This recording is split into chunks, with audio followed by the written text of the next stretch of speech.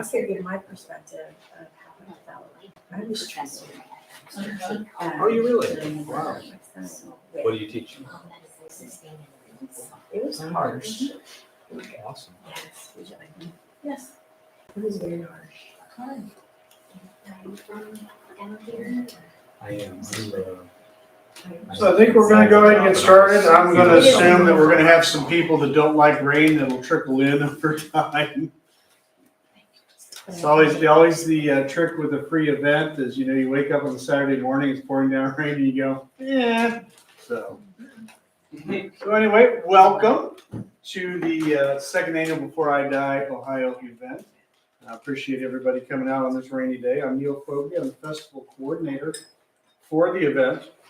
And I'd like to take a moment to thank our presenting sponsors, Dodds Memorials and Woodland Cemetery and Arboretum, and especially Rouseland Funeral Home for not only being presenting sponsor, but for being our event sponsor today. The other host sponsors we have for the weekend are Zwick Real Estate Group, Rock of Ages Granite Corporation, and Techstone Granite, as well as our other event sponsors, Cold Spring Granite and Roberson Long. So the idea of this event is to use light touch, upbeat activities and information to help people prepare for the end of life.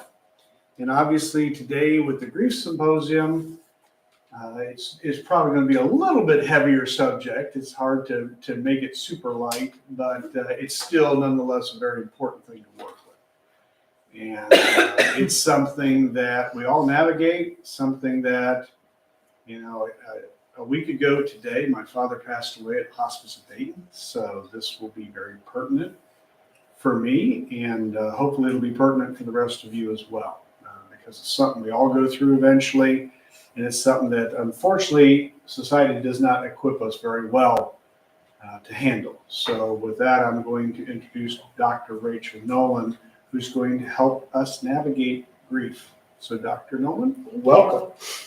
So if you didn't already get a chance, please make sure that you do grab either one or both of these. One is the Grieving Person's Bill of Rights, and I find that this is very helpful for people who are actively grieving on what their rights are as a person, because oftentimes we need to give ourselves permission to grieve, and we also sometimes need to give ourselves permission to stop people who might be hurting us while we're grieving.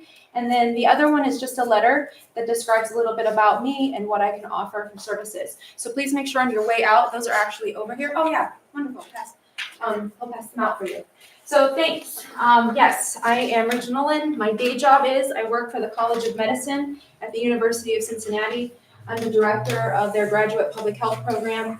But in the evening, I have a private practice in which I do grief counseling. So one of the things that I'm extremely passionate about is obviously grief.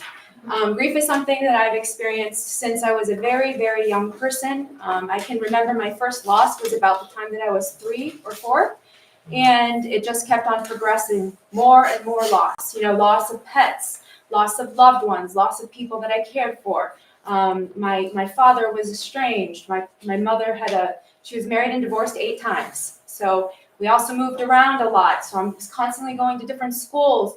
All of these things kind of accumulate over time, and if we do not address these issues, they can come out really sideways later on in life.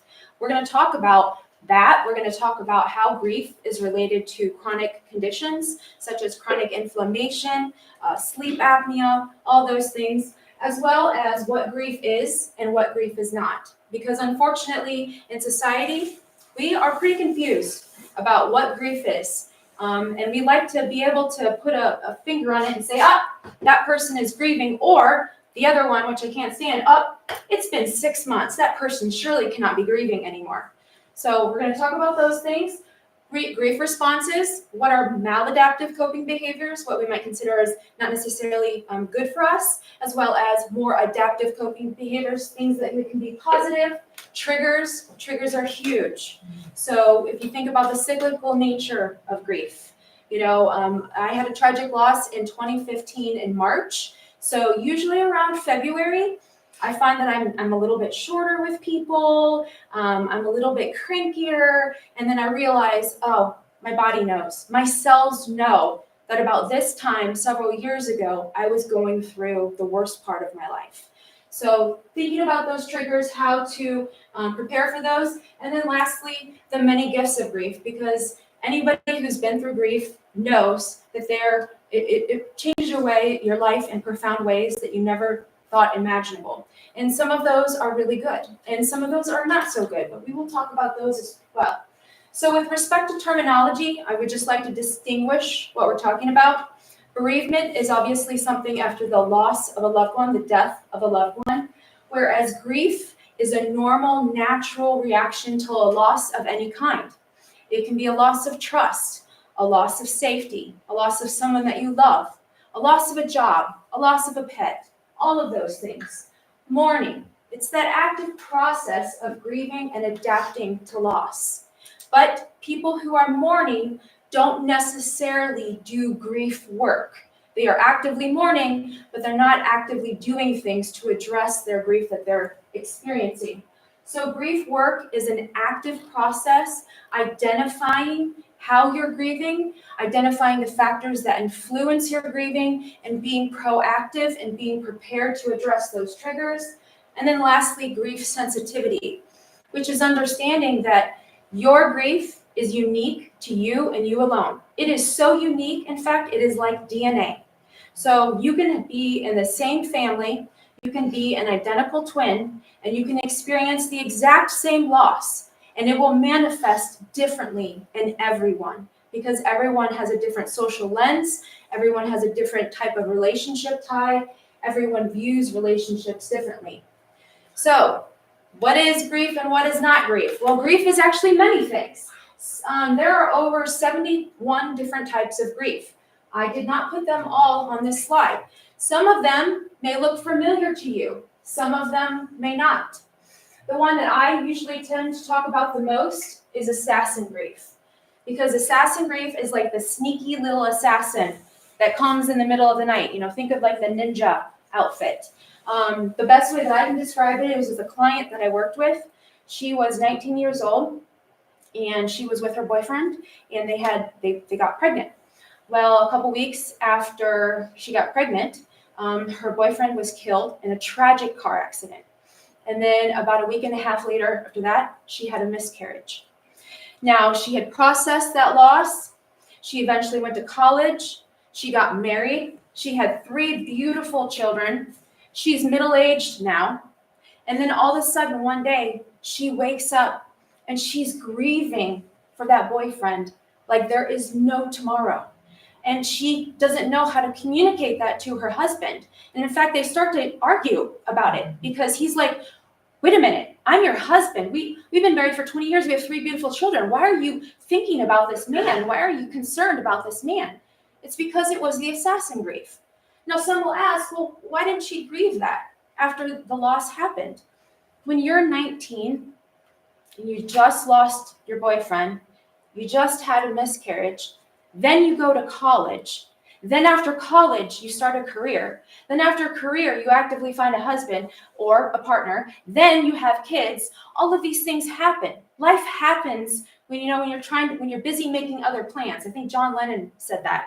So she literally put her grief on pause to be able to cope and move forward in life. But just because she moved forward in life didn't mean at all that she was healing from that loss. And so when she was in her 50s, what happens in the 50s typically when we're adults and we have grown kids? Life settles down. Mm-hmm. Kids go out of the home. I'm grieving right now. I have a son that's going to be leaving my nest in January for the first time ever, and I'm not coping well with it. So when all that happens, life slows down, kids leave, kids go off and do their things. It gets real quiet. It gets real quiet in the house. And when things get real quiet, we think. We start feeling. And then all of a sudden, before, it's like if you have like a stove. Let's say you have a kettle that's going off in the background. It has that little whistle. But you're cooking up in the front. What you're cooking up in the front is like a raging boil. It's like a big stew. So that little tiny, whistle, you can't hear it.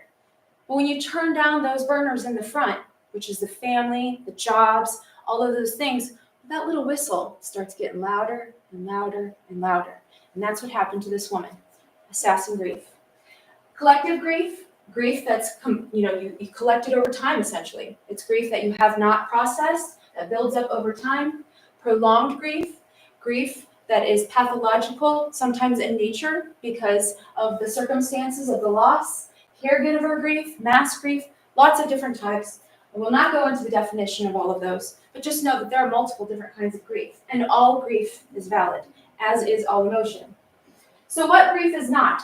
Not a mental illness. Although we may feel like we have a mental illness when we're grieving, and other people might interpret our actions while we're grieving as a mental illness, but it is not a mental illness.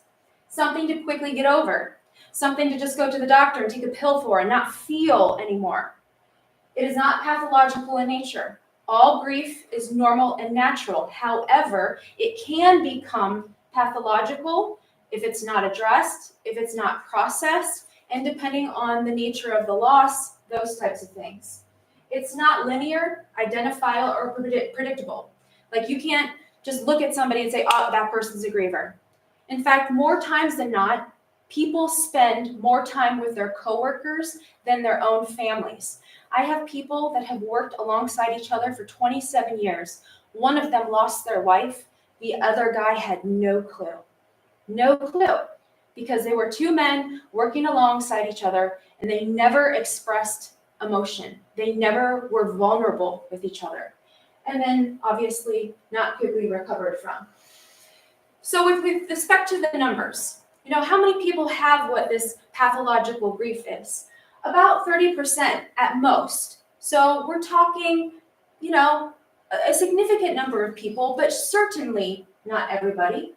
And the pathological grief is what I like to kind of think of as the pennies in the cup metaphor. And this is something that you should do with your grandkids, children in general, and maybe even adults, because this really helps kind of quantify and qualify how grief can become pathological. So you take like a little Dixie cup, like the kind you get at the dentist's office, and you fill it with water, and you take, obviously, some pennies, and you'll start slowly putting the pennies in, and the penny will fall to the cup. You can do it maybe 10, 15, 20 times, depends on viscosity and all these other scientific terms, which we won't go into right now. But essentially, each one of these cups, or pennies, goes into the cup. The cup won't spill over until that final penny that just sets everything over. And a lot of times when people come into my office, they'll come into my office because they've just experienced the loss of their husband, they just had a job change, sometimes they just had a retirement, and that's what they think they're coming in for. And I roll with it. Sometimes they're right, but then they start sitting in my chair for a little bit, and they start opening up, and then there's all these other losses that come out. Sometimes one loss is far more profound than the other, and it was from a childhood loss. So we although it may be that final loss that gets us to seek help or want to somebody to talk to, we have to recognize that there are multiple other losses in there that have collected over time that we haven't processed. This does require clinical intervention, and it's not necessarily specific based on to the loss of the partner per se. With respect to other types of grief, grief is not trauma. They are two totally separate things, but in many instances, grief can be likened to trauma. And if you look at grief and trauma and the symptomology and you list them side by side, which we will show today, there's some overlap. So it's always, the chicken before the egg type of question. When you are in clinical counseling, do you treat the grief first and then the trauma, or the trauma and then the grief? But inevitably, you have to treat both. So with respect to how many people have traumatic grief, about less than 15% of people who are actively grieving. Typically, some things that we like to think about with respect to trauma and grief, the loss recurs without warning. There might be some type of violence that's involved. If the loved one had suffered, if medical decisions needed to be made that maybe an individual wasn't prepared to address. And then the twofold challenge, which I previously mentioned. Not only do they have to deal with the grief, but then of course they also have to deal with that trauma and how those two become very entangled and very meshed over time. Risk factors for both pathological and traumatic grief. Believe it or not, it's more common in women, which we have not been able to figure out why that is yet. If there's a history of some type of psychiatric disorder, some type of anxiety, those types of things, being blamed for the death, if there's a history of previous losses that the individual has not dealt with, is a huge risk factor. Social isolation and loneliness is actually by far the worst. If you were to rate all of these different types of risk factors, social isolation and loneliness is the number one thing. But again, if you've experienced grief, you know that you can have all the friends and family and supportive people around you in the world, and you still feel absolutely alone. That is because grief is one of the loneliest times in the world. So when the griever isolates themselves, to some extent, that's normal, because the person will start to retract, kind of go within, process, think about things. But if that individual socially isolates themselves for long periods of time, we're talking weeks, months on end, that's a huge risk factor. So please be mindful when you're thinking about people that you love that are grieving, or even you yourself. Failure to find meaning in loss, and what we refer to as unresolved issues or unfinished business. I'll talk a little bit more about that later when I go into my personal story. So remember how I said, you put trauma and grief side by side, there's a lot of overlap. So I'm not going to, again, go through all of these, but even the definition themselves, the type of responses, you'll see pain, guilt, anger, blame, all of these things. Recurring dreams, recurring distressing dreams. Speaking of which, I had a dream last night that there was a news anchor that came and took my tooth. Very weird dream, don't know where it came from. Persistent avoidance, you'll see that too. Diminished interest, markedly diminished interest. And then this, what we refer to as grief fall. So when we are grieving, we're going to do some crazy things. I put my keys in the freezer.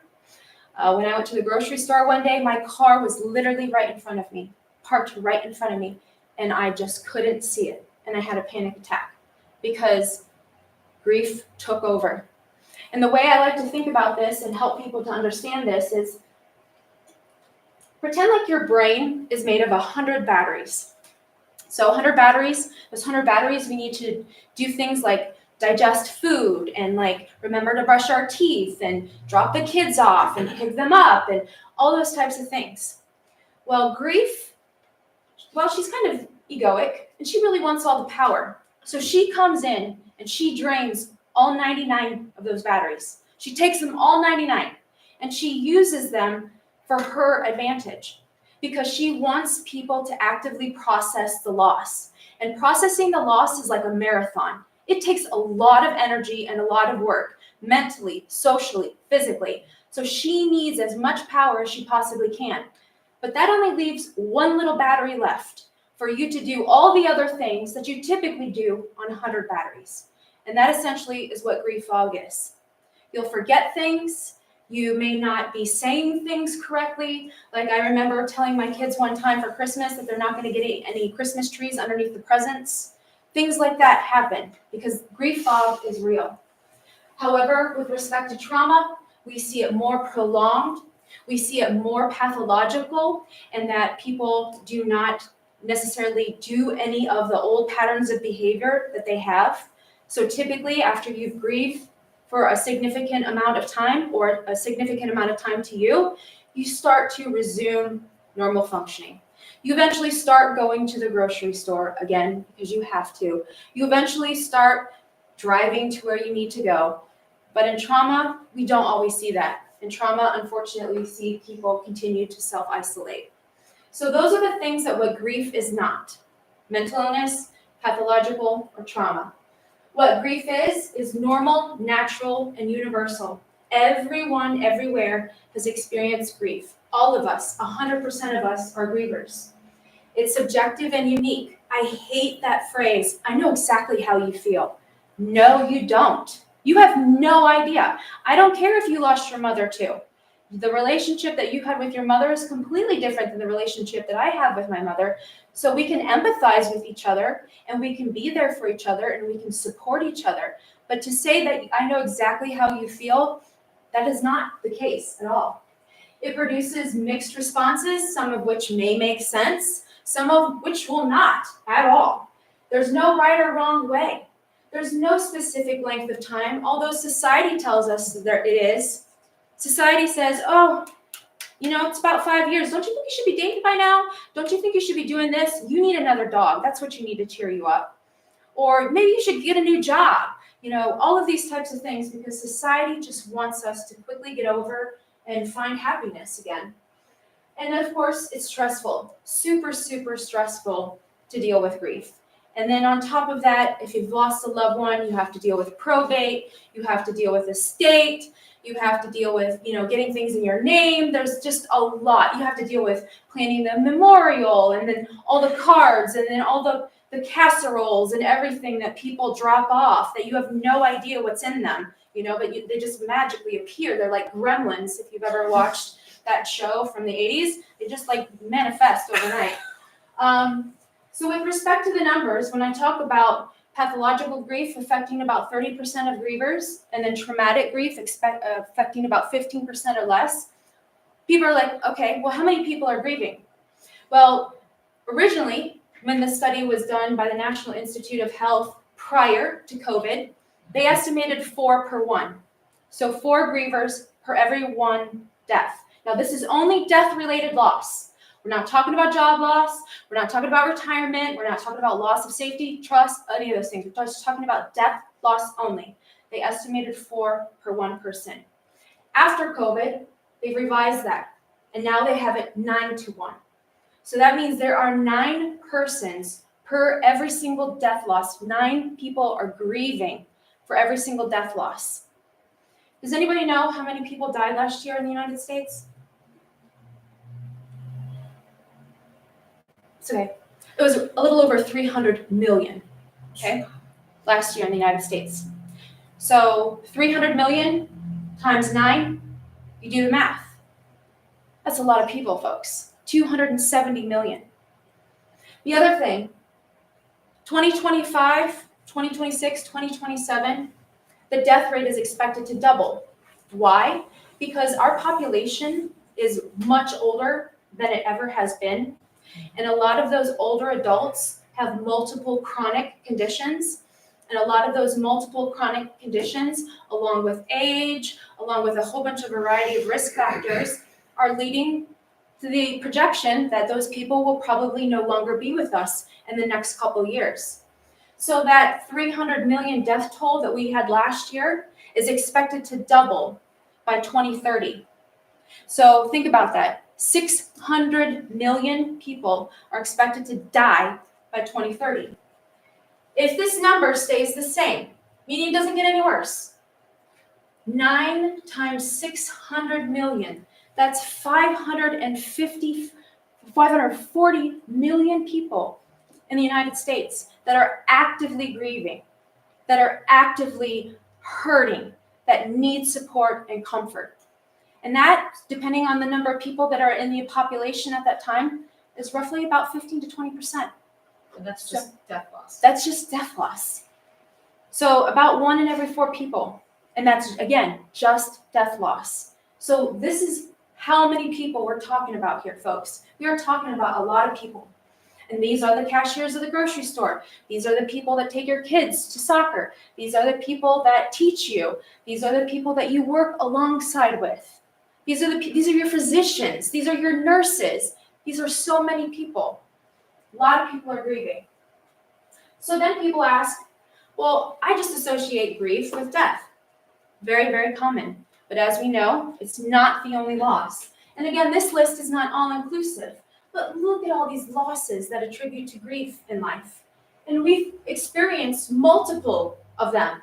Those of us in this room, I'm sure each of us can look at these lists and pick out at least 2 or 3 that we've experienced that can cause grief.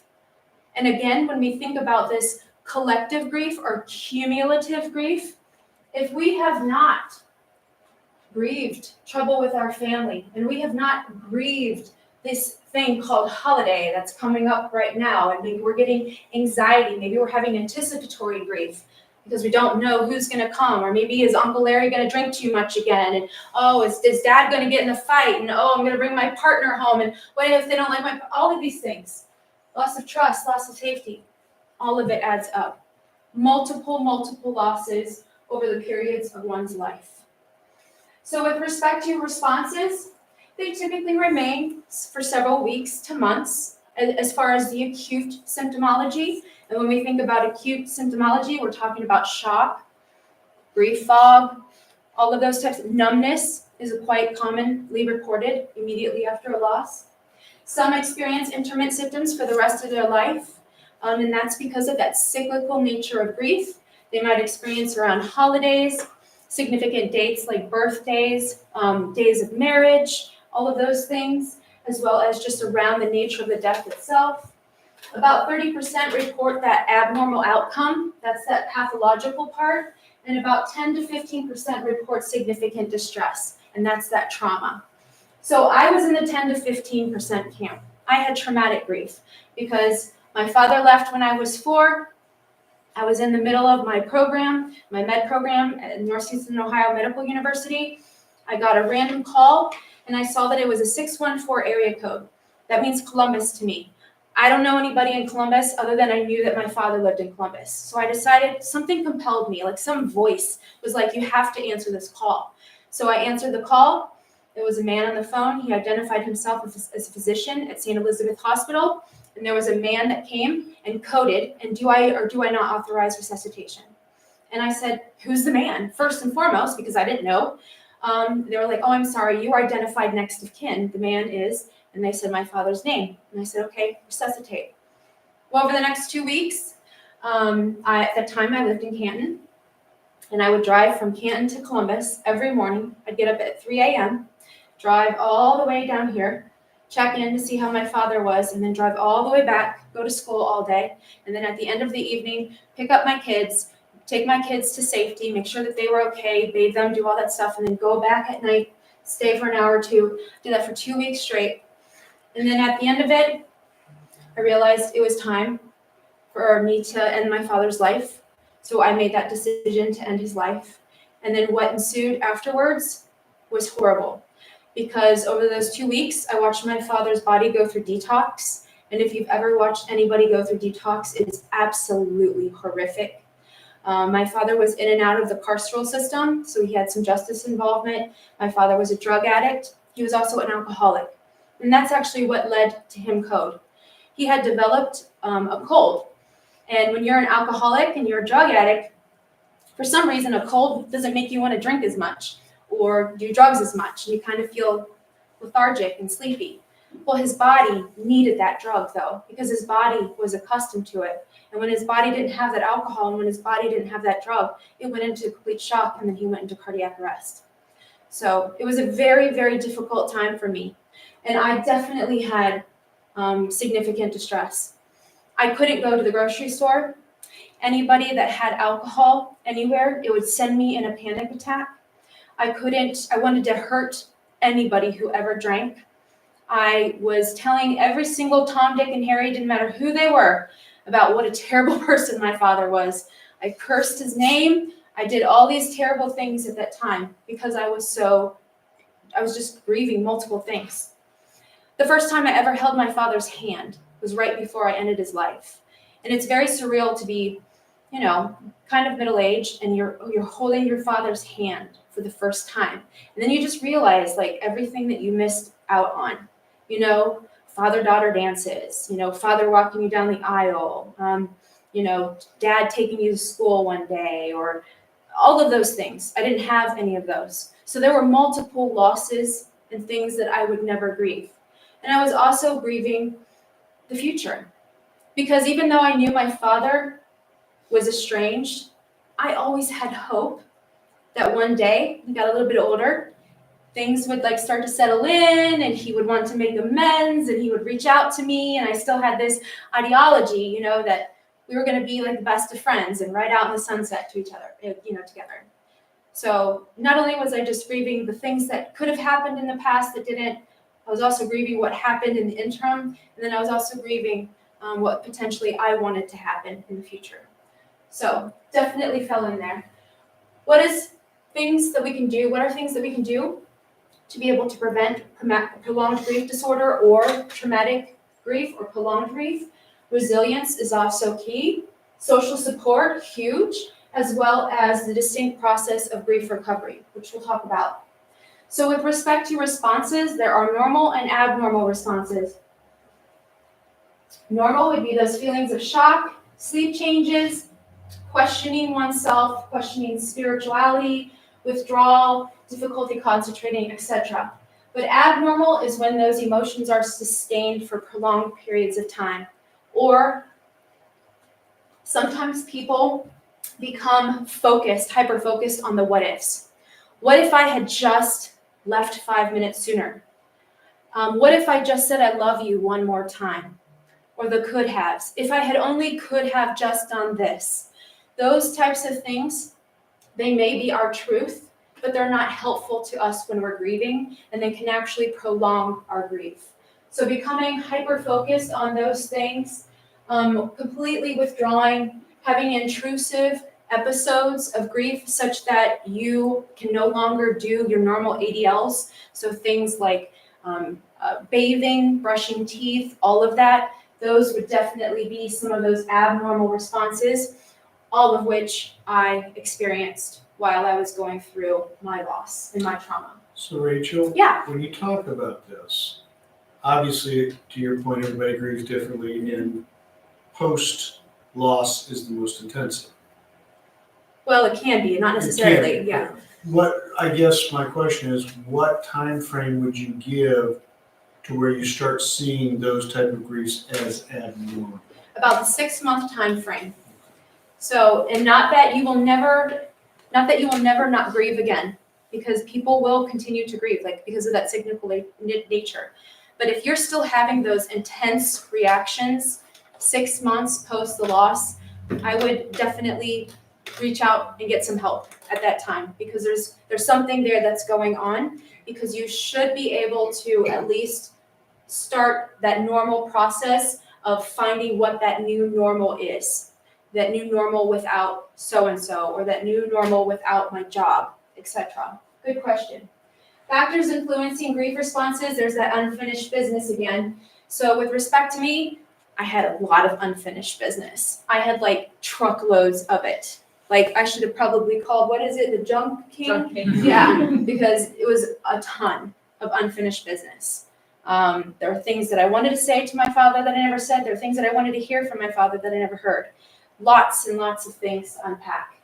Secondary losses. I've had people for whom maybe they were married for 40, 50 years, and their significant other was the breadwinner. And then when their significant other died, they didn't have that income. They didn't have that safety. And then their significant other was their best friend. Then they lost that best friend.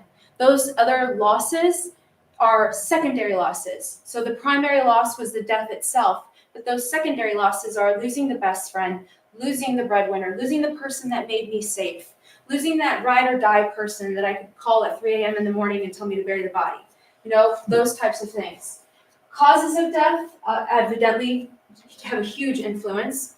If the death is expected and it's normal and natural and we can rationalize in our brain, you know, dad had a really good life, he lived to 92, he had like 20 grandchildren. Those types of things don't at all lessen grief or lessen the blow, but they don't necessarily lead to abnormal responses. Whereas if it's a 22-year-old person and for no reason at all, life just came, or death just came and picked them up, that can be very traumatic for an individual. And the nature of the death itself, if it was traumatic. And then disenfranchisement, which is basically, in society, there are people for whom they cannot actively grieve because maybe they have a minority status, or maybe they don't have the support that they have, or maybe they were taught that grieving is weak and grief is something that only other people do. There's lots of ways in which individuals can be disenfranchised. I know a lot of my friends right now who are Jewish are going through disenfranchisement right now because they are losing their friends and family, but they're afraid to say anything. They're afraid to acknowledge that loss because of anti-Semitism in this area right now. There's multiple ways in which disenfranchisement can manifest, but again, just be aware of what those issues might be surrounding disenfranchisement. So other types of secondary loss, identity. Identity is huge because if you've been married for 50 years with someone, you're entrenched in every single way, shape, or form. You probably have the same mannerisms and everything. And maybe that's helpful and nice to you. But my kids always say, who you're acting like right now? And then they mean my mother. And I just want to wring their little necks because, that's not a compliment. But identity, loss of identity, loss of hopes, dreams, and expectations, faith, home or property, security, health, all of those things. Because grief, she's nasty. And she can really, really send our immune systems low, leaving us open for opportunistic infections, leading us to have chronic inflammation, because she takes over our body and she raises our cortisol level and releases all these stress hormones in the body. It could lead to cardiac issues. It could lead to difficulty breathing. There's lots of ways that grief definitely impacts our health. Other things, age at the loss, gender, sex, like we specifically discussed, level of resiliency, previous experience, and of course the social, cultural, religious context and grief myths. So with respect to the social, cultural, religious context, I grew up in an Irish Catholic family, and the way that grief was modeled to me was that you go to mass, you sit down, you stand up, you sit down, you stand up multiple times, and then you leave, and then you have a party, and then everything's done. And the priest comes over and he drinks alcohol with you. That's basically the way that grief was modeled to me when I was young. And I didn't have a lot of social, cultural context. I have a friend who is from a different culture, actually from a different country altogether. And in her faith and in her culture, when somebody dies, the entire family comes over to the house and stays with you for months. And I was like, oh my gosh, that sounds like a nightmare. And she was like, well, it kind of can be, but it can also be very supportive, because who else are you going to be able to share memories with? Who else are you going to be able to laugh and have all those unique vulnerabilities with? So that's what we're talking about here with that social cultural context. Grief myths, they typically tend to be unique to the United States. When you look at other countries, like you go over in Asia and other continents, they don't have these grief myths. And what I'm talking about is this type of misinformation. Don't feel bad. Don't feel bad. You can have another kid. Don't feel bad. You're still young. Don't feel bad. There's a humane society right around the corner. We'll get you another dog next week. Or replace the loss, which is very similar to that too. Grieve in silence and grieve alone. Time heals all wounds. No, it doesn't. Be strong. Boys don't cry. Stop acting like a girl. You need to man up. Keeping busy. You just need to stay busy. You need a new hobby. You spend too much time thinking. Or you should get over this by now. Why aren't you over this by now? And then lastly, don't talk poorly about the deceased. But there's a problem with this one, because I don't know about you, but not everybody is like Mother Teresa and completely perfect and 100% on point all the time. I think if we all think about our loved ones, we will see a lot of good in them, but we can also probably recognize some bad. And that's important in grief. You have to recognize the good and the bad, because that's the nature of the relationship. If you only think about the good parts of somebody, that's enshrinement. And that leaves this whole other part of them that you haven't grieved yet. Whereas if you focus on exclusively the negative, like I did with my father, that's bedevilment. All I did was focus on how horrible of a man he was. But I didn't focus on the good things that he did. And there were some good things. I remember when I was young, I think one time I got a really big teddy bear in the mail. I'm not too sure who sent it, but I attribute it to him. And that to me is important, because I didn't have much to hold on to. So there was some good aspects about him. I know that the people that he hung out with loved him. I've been told that he was the life of the party, and that he would always buy everybody a beer. So he did have good things. He did have friends. He had other people that cared about him. Attitudes affect the process. So what we learn at a young age, how we perceive mourning and loss, and how it's modeled to us, definitely impacts our attitudes over how long we grieve, what grieving looks like, what we should do. As well, if we've had this thing called denial modeled to us, if we fear death itself. There's an old Buddhist saying that if you think about death once every day, you're doing good. But there are many of us who don't think about death every day. And of course, distress, disturbance, those types of things can definitely impact the way that you grieve and how you respond to grief. We have been taught from a very earliest age that sad or painful negative feelings were to be avoided at all costs. I'm sure some of you can resonate with this. You know, crying, don't cry. You're in public. Don't show emotion. You know, I don't feel like going to work today. Well, you need to go to work. You have to go to work. You know, it's been 6 weeks and your employer's calling you. Why aren't you here? Because bereavement laws, particularly in the state, in the United States, only give you about 4 to 6 weeks and then they expect you to go back to work like nothing ever happened. But I don't know about you, but when you lost your loved one, 4 to 6 weeks, I mean, even 4 to 6 months is not enough time to be able to get back to normal functioning because you lose a lot of things. You lose a lot of hope, a lot of sense of identity and self. Denial, we talked about. Grief is a 24/7 job. There is no like, well, I'm only going to grieve on Saturday from 2 to 4 because the Buckeyes are playing at 5 and I really want to make sure I got enough rest before the game comes on. You don't get to do that. It comes up in the weirdest, uncanniest times. In fact, I had a steering committee meeting last week and grief came on. And right when we were talking about, I think, remodeling the bathrooms or something in my building, I just started bawling. And people thought that I was really passionate about the bathrooms, and that had nothing, what I was feeling had nothing to do with the bathrooms. It's just that I've lost a lot of friends and family within the last couple weeks because of what's happening overseas, and it just caught up to me at that time.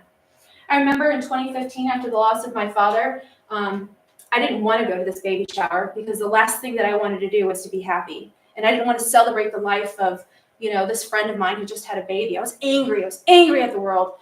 But I decided to just, you know, suck it up buttercup because that's a grief myth. So I sucked it up buttercup and I went to, some of you may remember, there's this thing called Toys R Us, or Babies R Us. They don't have them anymore. But I was in there and I was by the crib section. All of a sudden, just poof, started coming out and I'm holding on to this crib. And like people are like walking by me, like, you know, giving me this weird eye, like, what's wrong with her? Because again, we're not socialized to think of people as expressing emotion as normal, or people hurting, that's emotional. We think of it as bad. It is definitely complicated by medications that numb. The first thing after about 6 months, when I wasn't getting any better, the first thing that I did was go to my doctor, and my doctor prescribed 2 things for me. One was a chemical that definitely can be addictive and change the chemistry of your brain. And it is there to treat mental illness. It is there for people who absolutely have a chemical imbalance in their brain. The other thing he gave me was a sedative to help me sleep at night, which was also addictive. And I realized after about 3 months of being on both of those medications, not only did I not feel any better, but that these medications were not meant for me. Because what I was experiencing was grief. And grief cannot be treated with a pill because grief is not a chemical imbalance in the brain. Grief is normal and natural, and it's something that we feel. So I had to stop taking that medication because it didn't help me. But I have friends who have continued taking the medication, and then they go back to their doctors and they say, Doc, it's been 2 weeks, it's been a month, and it's not working. Do you know what the doc does then? Gives them more. Yeah. And then it just keeps on going up and up from there. And one might argue that this ideology to numb pain, to use substances to numb pain, could potentially be one of the factors why we have opioid epidemics, why we have substance misuse, because people are numbing the pain. So with respect to adaptive coping strategies, things that are good, that are actually helpful when we're experiencing loss, normal periods of resting and sleeping, reaching out for help and support, One of the things, the caveat that I want to call into play here though is we've all said to people, and we mean it honestly, okay, I'm here for you. Tell me what you need. Just tell me what you need. Well, if you're a griever and all this stuff is going on, you probably have no idea what you need. And when somebody says, just tell me what you need, it actually can kind of make you feel a little bit more upset because you're like, oh my God, that's one other thing that I have to give this person. It puts the burden on the griever. So the thing that I always like to tell people is if you know somebody who's grieving, don't say, let me know if you need help, or I'm here for you, just reach out. Instead, give them like 3 concrete things that you're willing to do and able to do. Hey, I don't know what you're feeling right now, but I know you're grieving. I can pick up your laundry on Tuesday for you and bring it over to you. Or, hey, I've noticed you're probably not eating meals and you're probably not sleeping very well, so why don't I come over on Friday night and I'll watch the kids? Offer solutions as opposed to leaving that burden on the griever to have to contact you and make up something that they need support with. Being gentle with yourself and others, maintaining and sustaining routines as much as possible, showering, brushing your teeth, those types of things. And then, of course, reflecting, remembering, and celebrating. Because we, as a society, have been shown that we do better when we maintain bonds with people. And even that doesn't stop once a loved one is deceased. By continuing bonds, by thinking about them, by looking at their pictures, by even talking to them, by even finding ways that they might communicate to you through animals. I had an individual tell me last night about how her uncle, when he died, he came to her as a grasshopper. And every now and again, that grasshopper will come into her life. And the first thing that she always thinks about is her uncle. Those types of ways, those acknowledgments and being open to those types of messages help continue the bonds, help you reflect and remember your loved one. Maladaptive coping strategies, burying that grief, burying it in work. Those of us who may be workaholics, which there are a lot of us in this country, reinforce those things that we might consider those short-term energy-releasing behaviors. Those are things like drugs, alcohol, sex, gambling, shopping. I have a friend right now who has a very difficult job situation, and the way that she deals with it is by just spending mass amounts of clothing. And if you go to her house, she has 4 different closets, and they're all filled with clothes that still have the price tags on them that she's never worn because she's not necessarily processing. She's maladaptive coping. Prescription misuse, that rumination over the what ifs, and those other avoidance behaviors. Those things that we might do where, oh, I don't ever go to that restaurant because that's where the restaurant where we celebrated our anniversary. Those types of things can also be maladaptive. Grief, unfortunately, we have shown through about the last 30 to 40 years of research that it often provokes first-time substance use. So it's very, very important. Addiction is a disease of the brain. And addiction is like a keyhole. And for that particular keyhole, there is only one key. Now, most of us go through life and we never get that key. We drink, we can have a couple drinks and we're fine, we're satiated. We might smoke a cigarette or 2 in our life and we're done. We might take a gummy or 2 or whatever and it's nothing. But for those of us who that key is defined for, once we have that key and that goes into that door and unlocks it, we're done. So it's very, very important that if you are working with someone or know somebody who's grieving, that you try to be as supportive as you can and let them know, hey, I'm really a little bit worried about you. I noticed that you started drinking a lot more. I noticed this. Is there something that I can do to help you? Those types of things. Because once addicted, again, addiction is a disease of the brain. It's very, very difficult to address addiction. If there is a history of substance use, again, the addiction increases. And with addiction, there's always multiple losses that ensue when there's an addiction behaviors. Binge drinking, anxiety, etc. All of those things. People who are commonly described the benzodiazepines, those are those things that kind of numb us out. Those are prescriptions that are specifically used to treat mental illness. They can also be highly addictive, but they don't do anything to address the grief. So people drink alcohol with them to numb them out. You might know of some famous people who have done this while grieving. Whitney Houston was one, and then a couple weeks later, Whitney Houston's daughter, this is what she did. She took benzodiazepines and then she took champagne. And that mix, that chemical mix, is not at all good for people in general. There's also a lot of research now that's showing that who we surround ourselves with, the type of environment that we live in, definitely influences our grief and how we cope. If we live in an unsafe neighborhood, if we live in an abusive home, if we live in a home where we don't feel that we're emotionally safe or emotionally vulnerable, all those things can definitely impact. If we live near an environment where it might be impacted by a hurricane or a flood or all of these things, they just add all these other difficult layers that inhibit active coping, adaptive coping, and processing through the loss. So be very wary of the company that you keep. It's an old adage, but it's true. When you are grieving, you need to make sure that you surround yourself with beers. And we'll talk about who those beers are.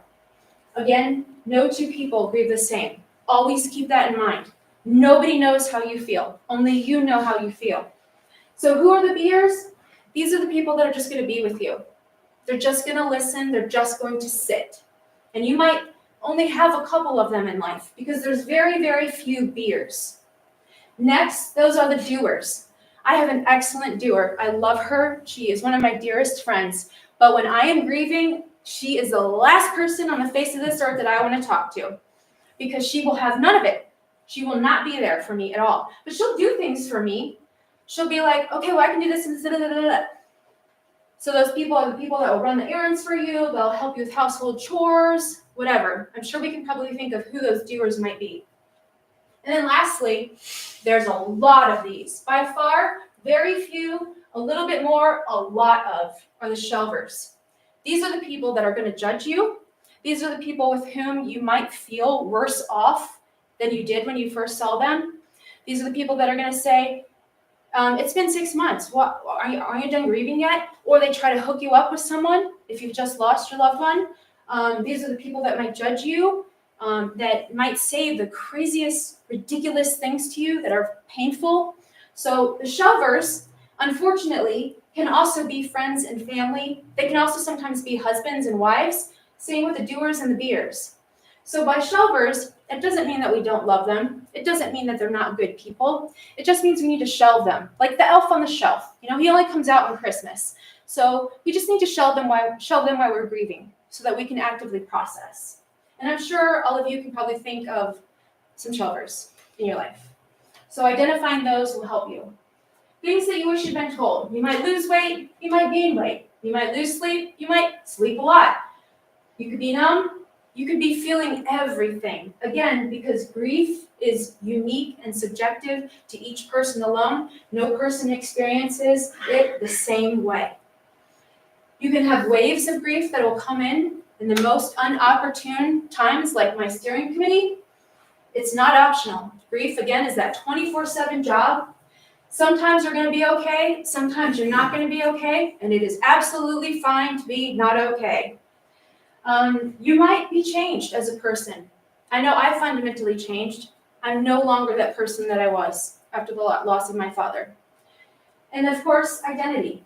You could lose your identity, but you can regain your identity too. You can find new parts of yourself that you didn't know, and you can fall in love with yourself all over again. The hard part is that active grieving, that grief work, and that's the active process of grief recovery. And the way that I like to depict this is, believe it or not, this hole, this big black gaping hole, which is the loss we've experienced in our life, is the same size as that little hole over there. What the difference is the change of perspective. Because as we start to adapt to the new normal, give grace to ourselves, have patience with ourselves, start doing routines, start allowing ourselves to start to experience joy again, which is often very hard for grievers. Over time, we have a more joy in our life. Doesn't mean that the nature of the loss has changed. It hasn't. Doesn't mean that the size of that gaping hole in our universe has gotten any smaller, because it hasn't. We've just grown more around it. So it's an interesting perspective, the way that I like to think about grief. And I believe all of us have that capacity to do that. Tasks of mourning. Again, adjusting to that new life, accepting the reality of the loss. There is no right or easy way to grieve. And then again, know your triggers and develop a plan. So if your trigger, is a specific place and you're going to be driving by that place, make sure that you either take an alternate route or you go to that place and you sit and you allow yourself that permission to grieve. You allow yourself to take that time to be there and feel the weight of that loss when it's important or when it's necessary for you to be able to process. And unfortunately, the only cure for grief is to grieve.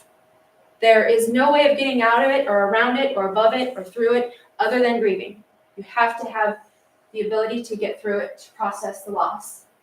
What you believe is going to have a huge impact if you are able to move the loss as solely responsible for the pain as opposed to that individual, and you start focusing on the loss as the part that hurts you, not the actual individual, you can blame the loss, and it helps you kind of switch your way of thinking, and it starts to separate you from your loss. So with your loved one, you can still maintain that love, that continuing bond, that joy, but then the loss is where you start to work on your pain. Disassociate from the ideology of victimhood. Victimhood can be very dangerous for a griever. Grief recovery and healing is an inside job. Sometimes we see people seek external gratification.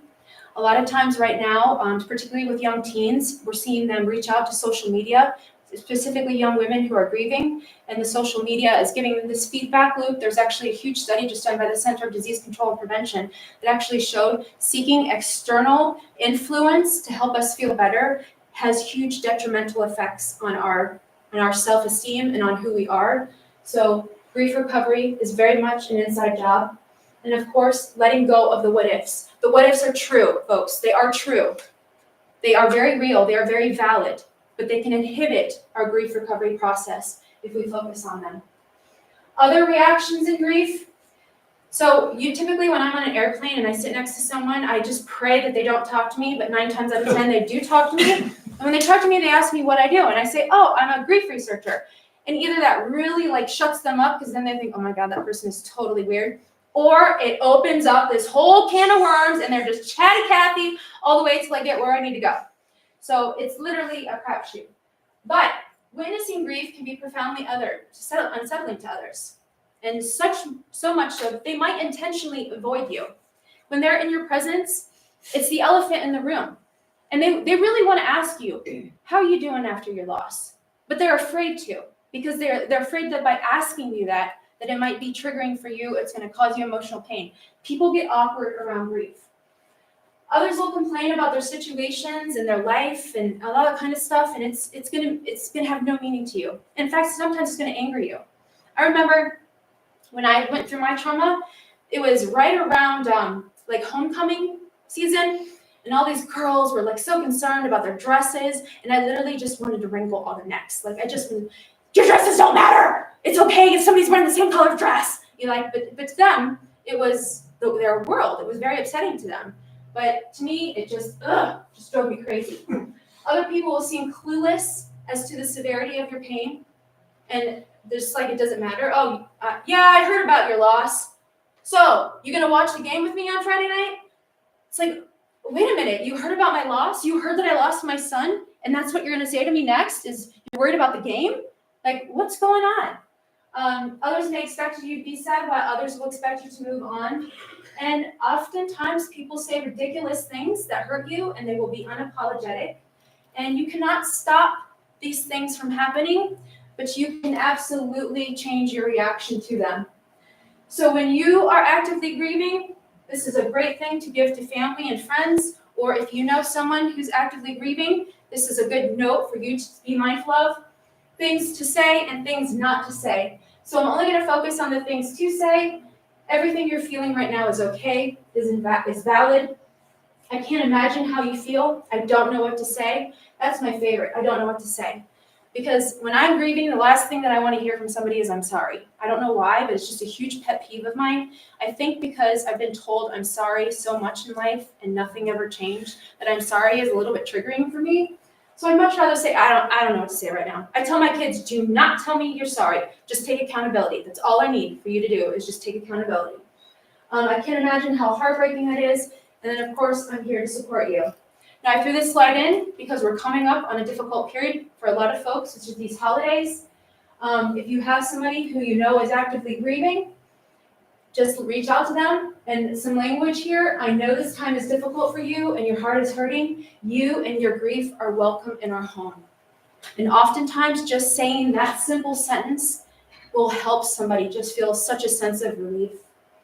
And be sure to invite them with no need of commitment.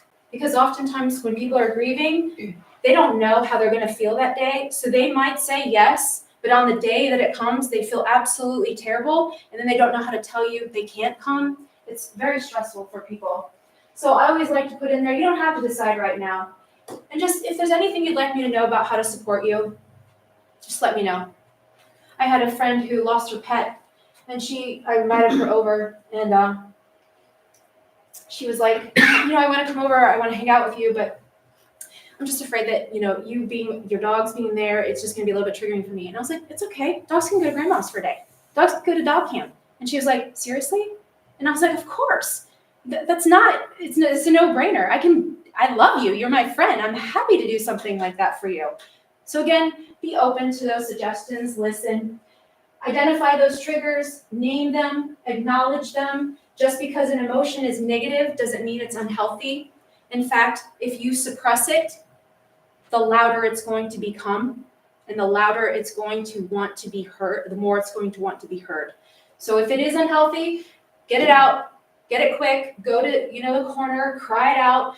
We have those soundproof rooms now, go scream. We have those smashing things, like I know there's one in Cincinnati, and I know there's one in Kentucky, and everywhere where you just go, it's half an hour. You can literally take a sledgehammer to anything in the room. It's very therapeutic, be helpful. Those smash rooms, understand it's going to get messy at times. Grief is not pretty at all. And then have compassion. Have compassion when you have those days. Have compassion with yourself when you might not act the way that you would have hoped that you would act in the situation. And then lastly, know that our dis-ease with grief, so our dis-ease with grief is the root of our disease. Whether it's anxiety, whether it's awkwardness, whether it's pain, suffering, all those things. And then the art of grieving well. You are the only person in the world who can know your grief. You know exactly what it's communicating to you. You know exactly how to recover from it. You're the only person that can listen to it, and you have every right. This is the most important thing if you take anything away from today's session, this is what I want you to take away. You have every right to shut down someone when what they're saying to you is harmful to you in your grieving process. Every right. If it's your significant other, if it's your mother, if it's your coworker, whatever. And the way that you do that, respectfully, thank you, but that's not what I need to hear right now, or I appreciate you're trying to help, but I'd rather handle this on my own way. And that'll shut them down quickly and respectfully. And then give yourself that permission to grieve. Talk to those individuals whom you feel safe with. Look for ways to transform your grief. Look for acts of service and love. Honor the loss, through ceremonies, giving back, donating a scholarship, anything that you can think of potentially. And find a way that's meaningful to you. With my father, he never had a funeral or memorial. And I didn't do anything with him because I didn't know what he wanted. So he's actually still in my closet right now. But he said he loved this song. It was by the Rolling Stones. You can't always get what you want. And whenever I hear that song, it just, but every year I listen to it, and every year I give homage to him. So that's one way that I do that. For you, it's going to be different. Principles in navigating grief. Identify and experience that emotion. Pay attention to those holidays, critical periods. Rule out pathology and trauma. So you asked a question earlier about, when is it time to start thinking like maybe I need some type of help? That 6-month time frame. So we can rule out pathology and trauma if it need be. And then avoid those platitudes, those things that we say to grievers that are not necessarily helpful. They might be true, but they can be painful. And then lastly, do not be fine. Anybody know what fine is? Feelings inside, not expressed. So whenever my children come home and I say, how are you today? And they say, fine. I say, what feelings inside are you not expressing? They need it, but it gets them talking to me. So how often in a day do you walk by somebody and they're like, how are you today? Fine. It happens more times than not. Acknowledge the gifts in grief. Acknowledge the ways it's transformed yourself and the way that you've grown because of the loss. When you are so far down in the midst of grief, the only places to go is up. It takes one to know one. Find other grievers that are like you. They can often be a source of empathy and compassion. Look for resources in your area. Look for ways that grief has changed you and made you more open to others. Look for things like this, what we have here, the Before I Die Festival, death cafes, the dinner party. The dinner party is amazing. They just get a whole bunch of strangers who are grieving, and everybody brings a dish to a place, and you just sit around and you eat food, and you talk about your emotions. Open mic grief stories, Animal Remembrance Day, book clubs, grief podcasts. There's even a playlist on Spotify right now that was made by a griever for grieving people. All of this is available to you. So if you have any questions or you know somebody who's grieving or you yourself is grieving, I encourage you to reach out to me. I'm happy to address any questions. If you know somebody that's grieving and you feel they might need help, please refer them to me and let them know that the first session is always free. I'm not everybody's cup of tea. I don't expect everybody to like me, or I don't expect to be able to help everybody. But if I can't help that person, I will definitely refer them to somebody, multiple people typically, that I feel that can help them. And I'm happy to make that referral for them. So just keep that in mind. Any questions? This was great. It's a lot of information. Yeah, Can I steal your slideshow so I can review it at some Absolutely. point? Well, I was wondering, would you be willing Yeah, to I'll share give you this in PDF? Uh-huh. So Oh, can and you the get- one for yesterday too, the legacy. Yeah. That was very informative. Thank you. I recently read a book, and I was going to look to see, I can't remember who the author was, but it was what grieving people want you to know, what you should say or not say. And there were so many quotes in there that she put in there about what people had said to people who were grieving and tips and things like that. It was just extremely valuable, especially in light of having a friend who just recently lost her mom. Absolutely. Yep, I have that book in my office. But yes, it's a very good book. I know exactly the one you're talking about. Any other questions, concerns? So I think with me, I lost my son to murder in 2016, and I created a support program. It's a peer support program, Mhm. and it's a nonprofit organization since 2020. But what I love about yours is I was shaking my head because a lot of what we talk about is what you show. Good. Particular like the identity, like I tell people that grief could be different for every single grief that you experience, not Absolutely. only individualized. So I say it's as unique as a fingerprint, right? Yep.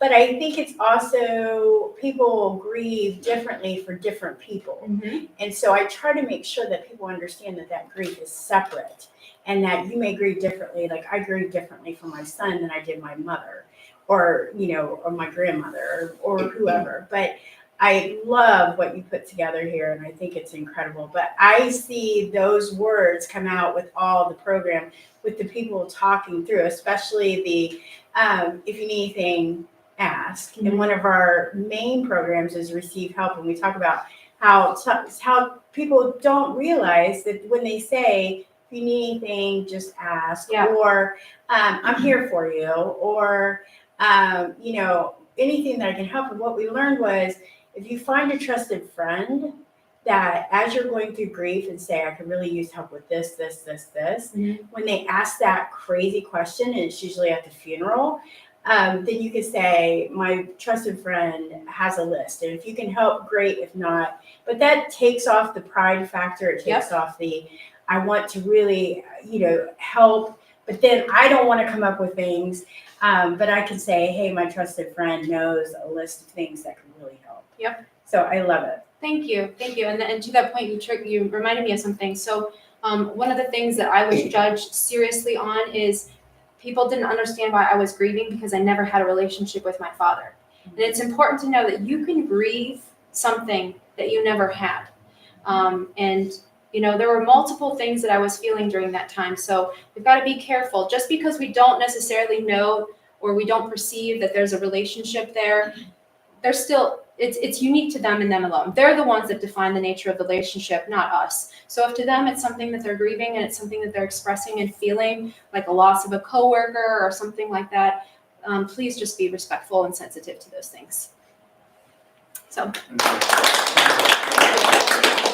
Yeah, and a couple things to piggyback on. First of all, why we're so passionate about Before I Die is something that Rachel talked about early on, fog of grief. It's so hard to make any decision in the fog of grief, and yet when we don't get things in place, what happens is we get stuck having to make very difficult decisions in that fog. And so that's one of the reasons why we're so passionate about getting these things done and in place so that when you're stuck in that grief and you're in that fog, you have the ability to focus on grieving and not all the complexity of the mechanics of death, which can be incredibly overwhelming to a griever because I have had so many people, and I know Sam probably feels this way, after funeral, after all that, they come to my company to pick out a memorial and they plop down in front of us and say, I never knew death was this hard. And it just breaks your heart to hear that from people. My second piece of advice that I gave my sister-in-law after, she lost her son to suicide. I said, and to Rachel's point, you have every right to shut somebody down, but also remember, and I keep, in the past week, I've had to say this over and over, 99% of people coming up to you have best intentions in mind. We just as a society suck at grief and we suck at death. And so understand they're going to say indelicate things, and something that helps as a griever is understanding they have your best interest at heart, and that helps you at least get past that sometimes because they just don't have any idea what to say. So with that, I'm going to allow us to take just about a 5-minute break, and we'll move into break time a little further to give Brian the time we need. But I know this has been a lot to process, so I'm going to give us about 5 minutes to go use the restroom, get something to drink, and then I will be introducing Brian to talk about celebrants and life celebrations. So please take your time. And again, Rachel, thank you so much.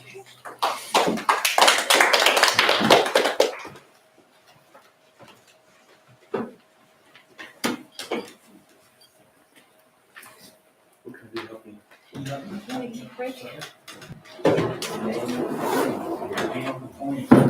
You like that? I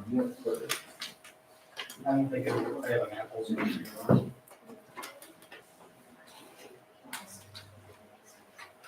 You guys are this week? It'll work. Do you hear about that Monster Mash thing that's at Anyways, Farm- we can try it. Farm Let's try it. Village Like, you thing? can show me. Yes. It looks fun. It does You look know. fun. Oh my God, you don't have a USB. I do. Yeah. There's an Oh, yeah. adapter. You won't or you will? Let me see. I think I might. There's an adapter. I have Interesting an adapter. more It does do because USB. it looks fun. Yeah. I've never been there. Oh, shoot. I've seen pictures of Heritage Days, but I've never been there. Hill Farm. I never realized this, but in grade school, I used to go there all the time. Really? Yeah, and it's just like, it's a really nice place. It's just very, I don't know, colonial almost. This little thing.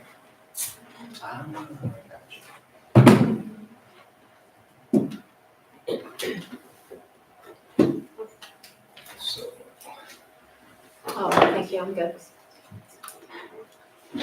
There was a payday. I just Because love my that. son loves almost the paydays. things. You know what I mean?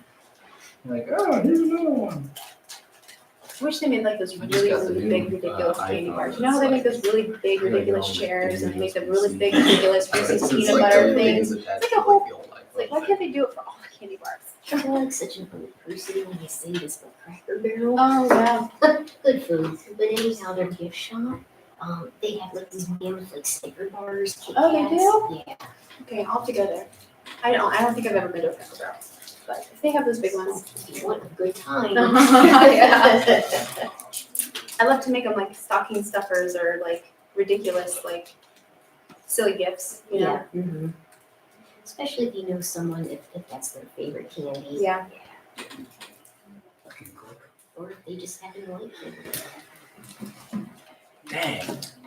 Doesn't work. No. have to get one, right? Or that- I have one, but I just don't do it a whole lot. Just a meeting person and then. Do you mind if I do a small ask before we get started to Do what? a small ask? Taste. It's whatever you want to do. It's on.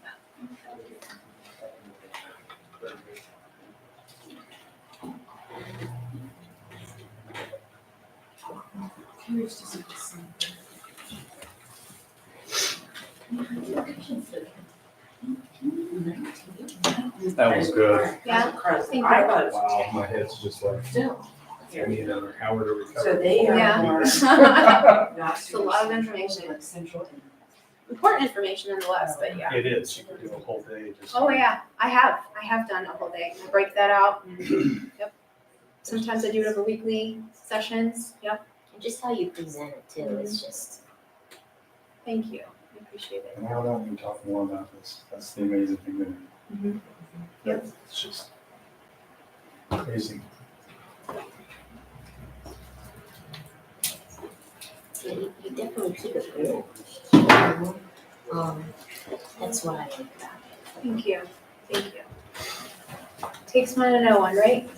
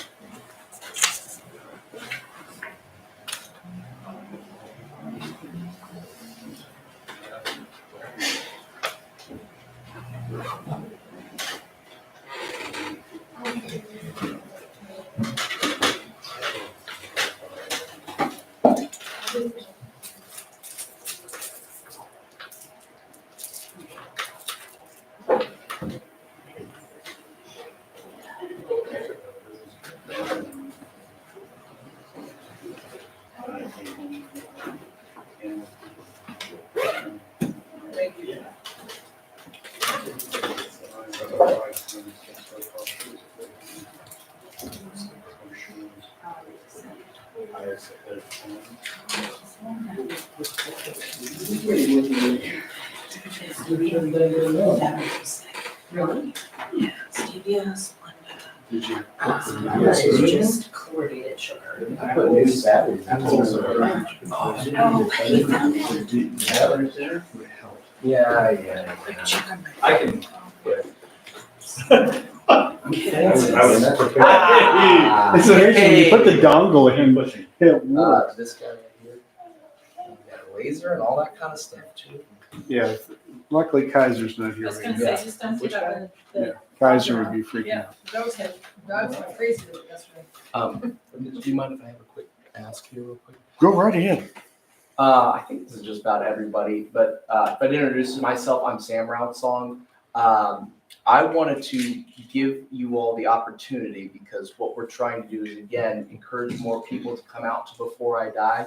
And I mean, I'll sing it till the cows come home, right? Like, I will express as much, but what people are looking for out there is somebody that has an unbiased opinion and wants to actually share that information with folks.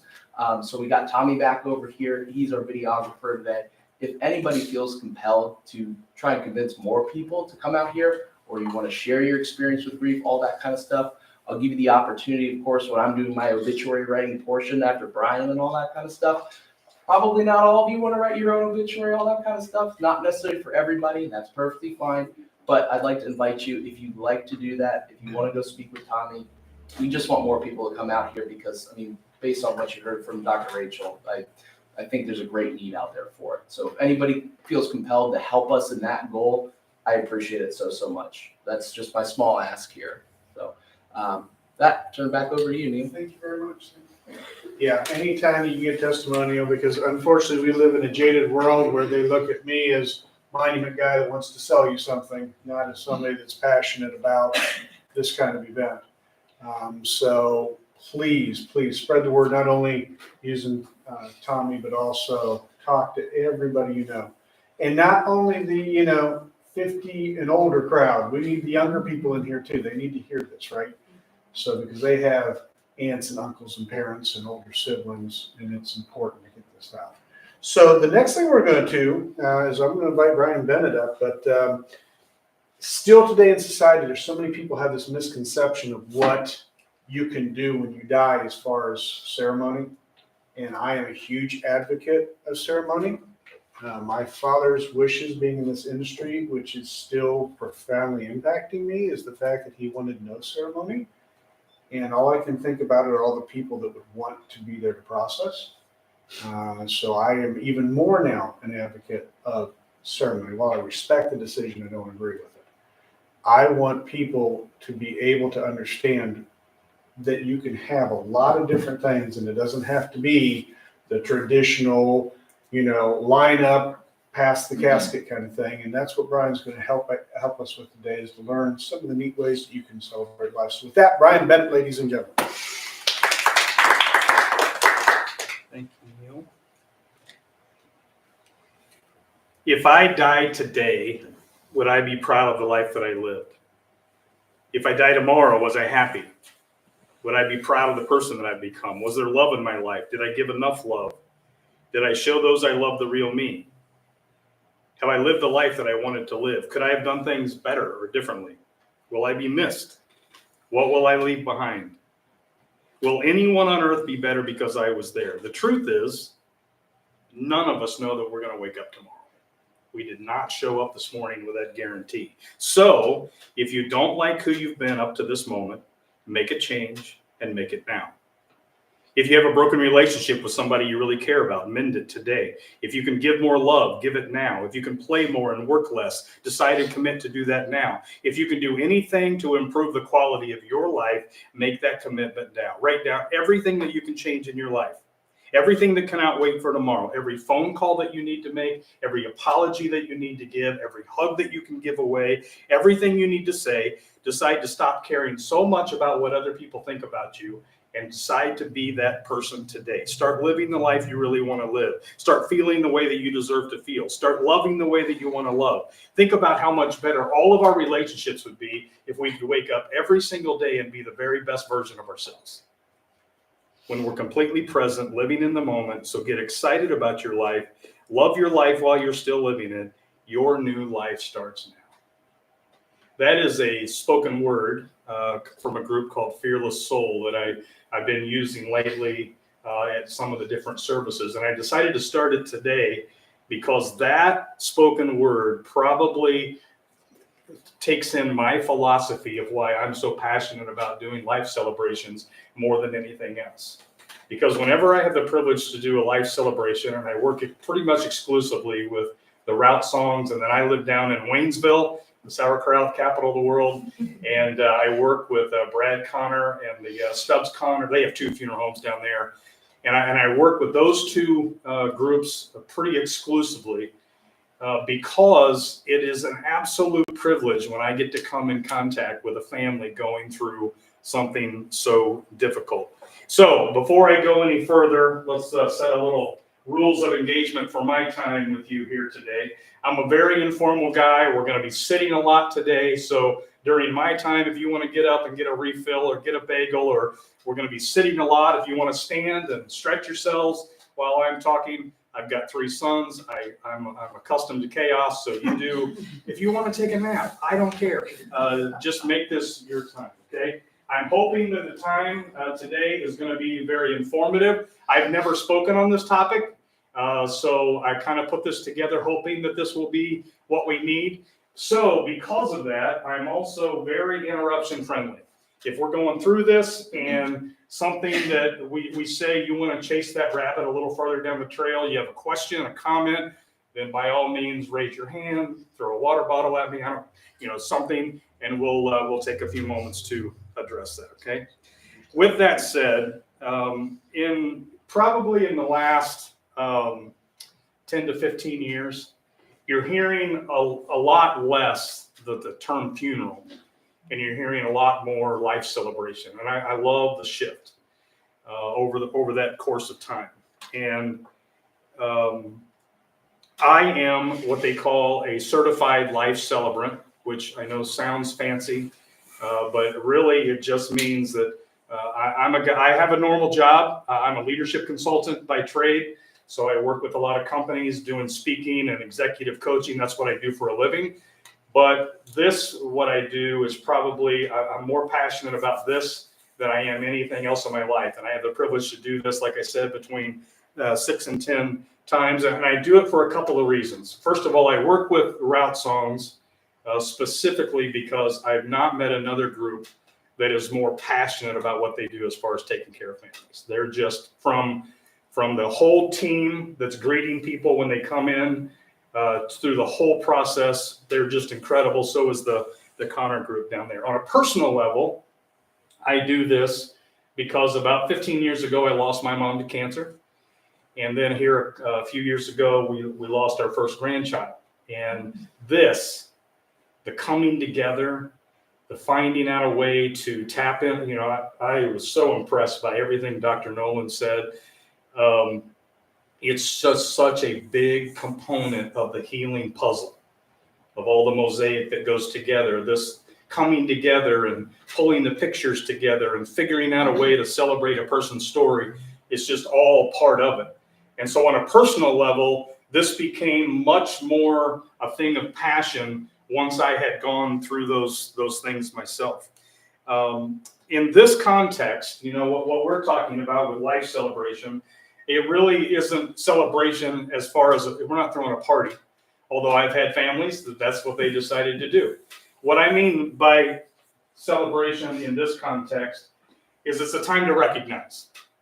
It's a time to recognize who your loved one was and what they meant, not only to your life, but to all the other people that they came in contact. It's also a time for appreciation.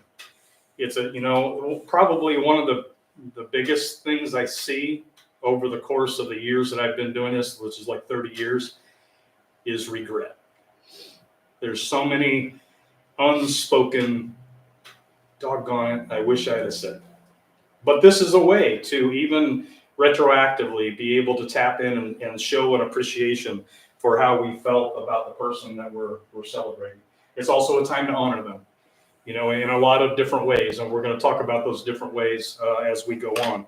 I'm a big reader. I read every single night. And one of my favorite authors is a guy named Frederick Bachman. And I was reading one of his books the other night, and one of the paragraphs really popped off the page to me. He said, "Over time, I have realized that deep down, almost everyone asks the same sort of questions about life. We ask ourselves, am I good? Do I make anyone proud? Am I useful to society? Am I good at my job? Am I generous and considerate? Does anyone want me to be their friend? Have I been a good parent? Am I a good person? Did my life even matter?" And I think it's true. At some time during the course of our lives, especially as we get a little older, we become a little bit more reflective. And what I believe is true is that when people walk through these doors to come to a service and call time out on our busy lives, they're asking those kind of questions a lot more, because we're confronted with the fact that, wow, this happens. This happened to my friend, my dad, my grandpa, somebody that I knew. And it causes us to call time out on a very busy life and come face to face. Someday that's going to be me. You know, and what do people really think about me? So after a loss, whether it's a sudden loss or whether it's something that we anticipate, one of the questions that the families have to come to terms with is, what are we going to do now? Are we going to have a funeral? Are we going to have a memorial service? Are we going to have a life celebration? For a lot of people, this is a first time experience. You know, that you may have known somebody, although I'm amazed at how many services that I do. And there will be a person like in their 40s that has never been to a funeral before. And so the process of losing a parent or whatever, it's their very first time going through something like this. And so knowing who to call and what to do, and we've maybe been to a funeral before, but what do I do with it? We don't really know. Okay. So with that said, a little bit of personal history. I was a pastor for 25 years. And I'm not anymore. I haven't been for the last 15. And to be quite honest with you, I haven't gone to church for the last 10 years. But that's part of me. And I'm a little bit embarrassed to say that when I was a pastor, I was at one of those very big McChurches, that we had 3,000 people, and I was one of the main speaker guys. And when a family went through a loss, I'm embarrassed to say, but I have to be honest, getting called to do a funeral was more of a have to than a get to. We were so busy with so many other things that we thought were important. And then, so when a family came, many times we would ship that off to somebody else on the staff. And now that I look back, I realize that how backwards we had that, because that's the time that a family needed us the absolute most. So as I said earlier, I am a trained celebrant. There's a group out of Oklahoma that I'll tell you about here in a moment, and they travel around the country and they do celebrant training. And I went to Detroit, and I believe that there were 36 or 37 other trainees there when I went. Mr. Routsong sent me on behalf of the funeral home here. And the funny thing was that the trainers, hate pastors. And the first session, so everybody's a stranger, right? And so there's like 35 or so of us, and we don't know who each other are. And the opening session, the lady that heads up this organization, she went into this opening session, and it was obvious very quickly they hate pastors. Mainly because a lot of pastors have one funeral message they do, and they Xerox it and fill in the blanks. And she just told horror story after horror story after horror story of mistakes that pastors had made. So session 2 comes, and then we go around and introduce ourselves. And out of 36 people, I literally everybody else was a funeral director. I was the only former pastor. And I was debating on whether or not I even wanted to share that information, because it's a 3-day event, and I don't want to be strung up by the end of the day. But I shared it. And although that some of the things that were said were hard to hear, I have to be honest with you, they were a little bit true. So I'm a brainiac. I like to study things. And so for the next few minutes, I'd like to give you a little bit of an idea of where the history of the whole celebrant versus clergy has come from, okay? There was a Pew report, which the Pew report is kind of like a Barna report that's done, and it's a snapshot of a portion of society, and a lot of political people use it when they're running for office, just so they can understand the constituency that's out there. So in the 2015 Pew report, which is fairly recent, it was discovered that 56 million Americans are now fall into a category referred to as nuns or duns. Nuns are people that have zero religious affiliation nor ever have. Never have gone to church, don't identify with it in any way. Duns are people that have been to church, they're done with church, but they're not done with God. And so of those two categories, there are 56 million that's said, and that's an estimate, obviously, but in our country today. What I didn't realize is, and I already knew that because of my personal journey. I kind of got burned out on the institution, but I'm probably more spiritual now than I've ever been in my life. So I didn't relate that to what was happening in the funeral industry, though. And there is a direct correlation. So when I went to Detroit, one of the first things they shared were the results of that Pew report and what it's doing to the funeral industry. Because there are a lot less families that A, have a church, have a pastor, B, want a church or want a pastor to represent them at this critical time, okay? So some of the numbers that go along with that may fascinate you. There's 56 million. Back in 2012, the previous Pew report, it was estimated that in America right now, we are at about a 75-25 mix, saying that people that say they're religious, Christian, 75% of the people go to church, 25% don't. That was in as recently as 2012. And the estimate was that by 2025, that we in America would be about 50-50. COVID totally skewed everything. It took that estimate and sped it up to 2020 because we were all stuck at home. A lot of people that go to church got used to tuning in on Sunday morning on Facebook Live or whatever. And then when the doors reopened, people were like, I don't know why I get dressed up, because I got the same thing when I was sitting at home and I'm in my pajamas. So a lot of people didn't go back. So that number, we're probably closer to there now. By 2030, 2035, the numbers are estimated to be 2575. Okay? In Europe right now, the number's 595. And that's actually where the whole celebrant thing caught on fire. Because if you go to Europe now, I took a business trip to London not long ago, and all the cathedrals and stuff, they're now pubs and they've had to reuse the space because so many fewer people are attending those things. So back in about 2014, I'm sorry, earlier on, back in the 70s, the Australian government took the initiative to register celebrants because in the early 1970s, the Anglican and Roman Catholic Church just wasn't working for a lot of the people when it came to weddings and funerals. Weddings specifically because a lot of people had been through a divorce and the church wouldn't remarry them.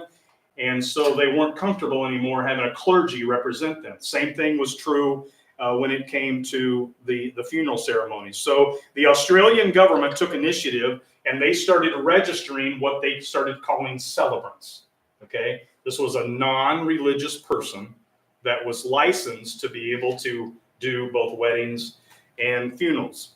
By 2014, which is not too long ago, 74% of all Australian weddings and funerals are now officiated by celebrants. In the 1980s, it moved over to Europe in the UK, but it wasn't until 1990s that a former Baptist pastor named Doug Manning, he brought the idea to America because he noticed the same trend was happening. And so that they are now probably the primary trainers. Now it's his daughter that's doing it. They've written books on this subject, and they travel around training funeral directors and people like myself to be able to come in and oversee this stuff. So the goal of a celebrant, unlike the goal of a pastor or a clergy, is to provide a completely personalized service that really focuses more on the person's story than a religious ritual or service of that kind. When I came into this, one of the questions I had was, what's the difference between a celebrant and a funeral director? Because when I get introduced to a family, they're having all kinds of people call them. You know, you got the legal part of it, and then you got the funeral home arrangement to do, and then they hand it over to me, and I'm calling them. The funeral directors, I'm just going to call a timeout. I think the funeral director industry is one of the most least appreciated, underappreciated groups of people on the planet. And I don't say that because Sam's a friend. What the gears they have to switch, the emotions they have to deal with, they're the ones dealing with the actual body, and they're dealing with meeting with a family and trying to ease them, and they got to arrange the casket, or is it going to be a cremation, and all the legal parts, all the mechanics that go into a service. Well, they're also vilified right now, which is sad and ridiculous. Very true. Very true. Because, a lot of funeral directors they're called ambulance chasers because they actually charge money for this stuff, but they're just, these people they love what they do, or I promise you there's no way they could have the energy to do what it is they do. But during that process, when they're meeting with a family, the question comes up, if they want to have a service, do you have someone to represent you? And if they don't, they'll introduce me as their celebrant, and then I will get a phone call. Sam will text me, call me, say, "Hey, I'm meeting with a family. They would like to go more in the area of a life celebration.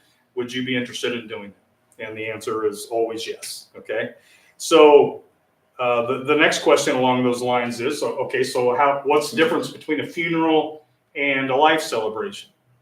Well, a funeral is usually, there's much more of a ritual attached to it. If you've ever been to a Catholic funeral or So every religion has their own set of rituals and things, the script that they follow.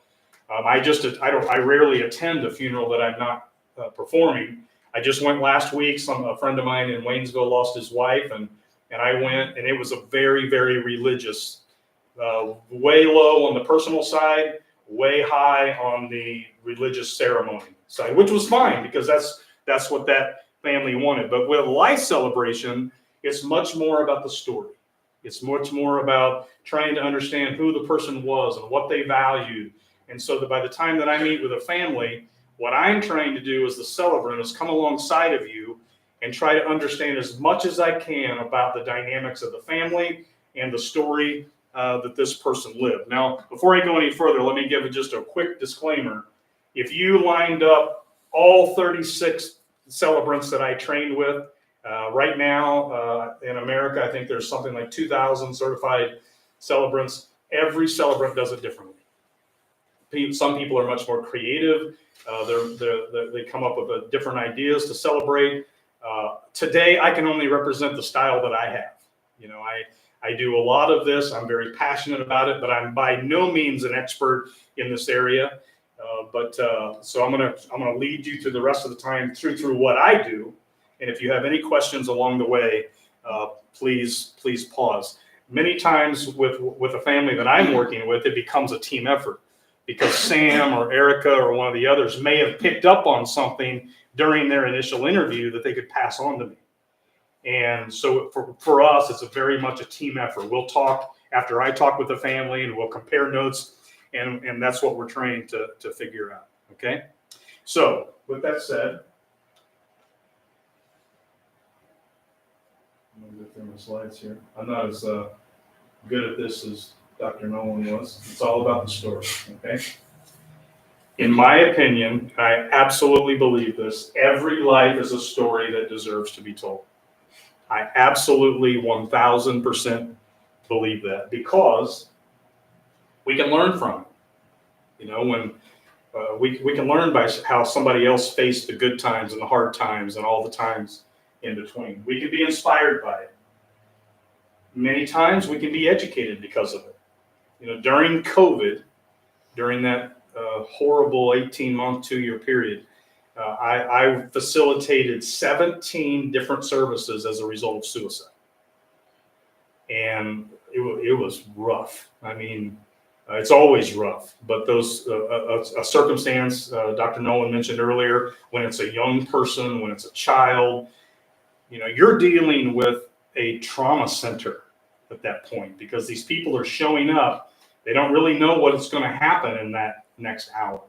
And so there are times, you know, when I take this very seriously, like specifically when it's a suicide, I'm worried. I've never said this out loud before. I'm worried that there's another young person that sees this as a way out and they feel alone and all of those things. So all of that's on your mind, and there's an opportunity during that service to learn from it, be inspired by it, and also provide some education if that's appropriate. Okay. As a celebrant, most of the time, when I get introduced to a family, I'm a complete stranger. You know, and it's a tricky thing. If you have a pastor or somebody in the family that you know, there's at least a little history there, but most of the time, 95% of the time when I get introduced to a family, I don't know them. I don't know the person that's passed. And I realize how odd that is, you know, and not everybody in the family was in on the decision to bring in a complete stranger to oversee the service for their loved one. So it can be odd at that time. And many times the family might be skeptical because of that. I just had one this week. I have service tomorrow afternoon with Sam. And the wife, Mary, she wanted to use me as a celebrant. The deceased, her husband, has 3 sisters who do not want me, or did not want me. Okay, so Sam made me aware of that, and Mary was I've talked to Mary 4 times this week. She is the sweetest lady I've ever met, and she warned me about his sisters, and she's especially the oldest sister. She's kind of a control freak. She really is hesitant about this thing. Would you mind giving them a call? And I was like, Awesome. I can't wait for that conversation. So I talked to him. Yeah, Sam. And if I may, it's like, in my mind, why wouldn't you use a celebrant? Because the gentleman was born Catholic, but he hadn't been inside a church until his mom's funeral last year, right? Like, he was not Catholic. And the sisters here are pushing, let's bring Father in. And there's like a huge disconnect there, right? Yeah. This isn't the person that's supposed to tell his life story, because that's not him. Like, he was a believer in a lot of the Eastern religions too. Like, he was partly practicing Buddhist and stuff like that. You think a Catholic priest is going to be the best person to help tell that story? Like, that's not who he is. So And- of course I call Brian. Exactly. That's what we do. And what I have to realize, this is not personal. They don't know me. Those sisters have every right to grieve in their way. They're coming at a loss of their brother completely differently than Mary, who was his main caregiver and who was right there. And so it was okay. And so I talked to Mary, and then yesterday again, and she said, the sisters really want to talk to you. I gave them your number. So yesterday, like 5 o'clock, I just been with my granddaughters, and day was going pretty well. I finally get home, my cell phone goes, and I recognize the number. And internally, I'm going, this is I'm anxiety triggered now. Do I pick it up or not? So I answered the phone and introduced myself. All three of them are on the phone. They're on speakerphone. They're ready. They're ready for me, right? And I could tell. I said, I won't give you the whole conversation. I said, how can I help you? And they said, well, that's kind of what we're wondering. How are you going to help us? And here's the bottom end of story is this. They lost their dad several years ago, had a horrible experience with a reverend that oversaw his service. All three sisters want to talk tomorrow, which I'll talk about here in a minute. And what happened with their dad was they had asked to talk. He was not very open to it, but agreed to it, and then made them send him what they were going to say ahead of time. When the day of the funeral came, he had taken their stuff and put it in his message and said it before they got up. Well, they're not professional speakers. They're this man's daughters that are needing to grieve, And so when I was able to, I said, well, let me walk you through a service. Because here's how I do a service. After Sam welcomes everybody and asks them to turn their cell phones over, he'll turn it over to me. And I want to have about 3 or 4 minutes of opening comments. And I understand the three of you are going to talk. What I'd like to do then is I want to get out of the way for a couple of reasons. First of all, I don't want you to have to sit there and worry about it and think about what you're going to say for very long. But the second reason is I would rather the personal stuff come from you. You're his sisters. And that way I can sit and listen to you and then edit on the fly, because I do this all the time.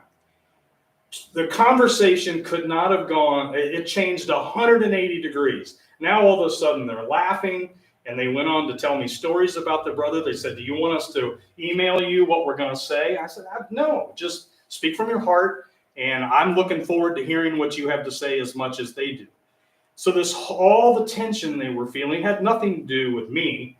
It had to do with when everybody comes into this new experience, they're bringing past experiences with them. They're bringing social norms and things they've seen in the past, and all kinds of things are being drug into this thing, and they're afraid that their perspective of their loved one is not going to be well represented.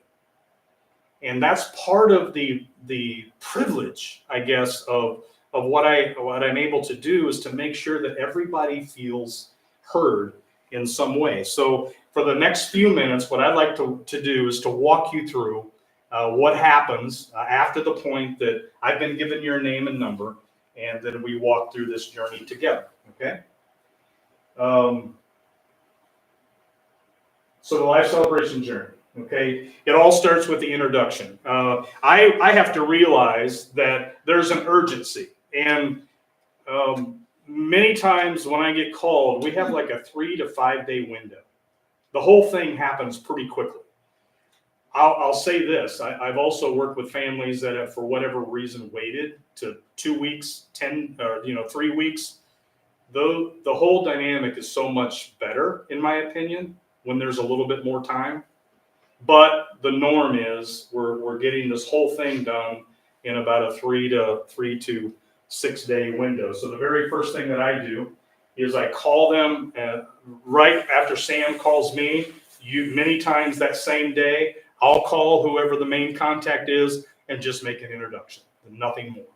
And just tell them, how sorry I am, but how honored I am, and see if there's a time that we can set up in the next day or so to either meet in person or over the phone to have this conversation. Okay, so there's an urgency there, and you have to realize, kind of like Dr. Nolan said, they got a list of 77 things to do on their to-do list. They're trying to deal with their own loss. They're trying to deal with all the crap that happened leading up to it, whether that was a medical situation or a sudden loss.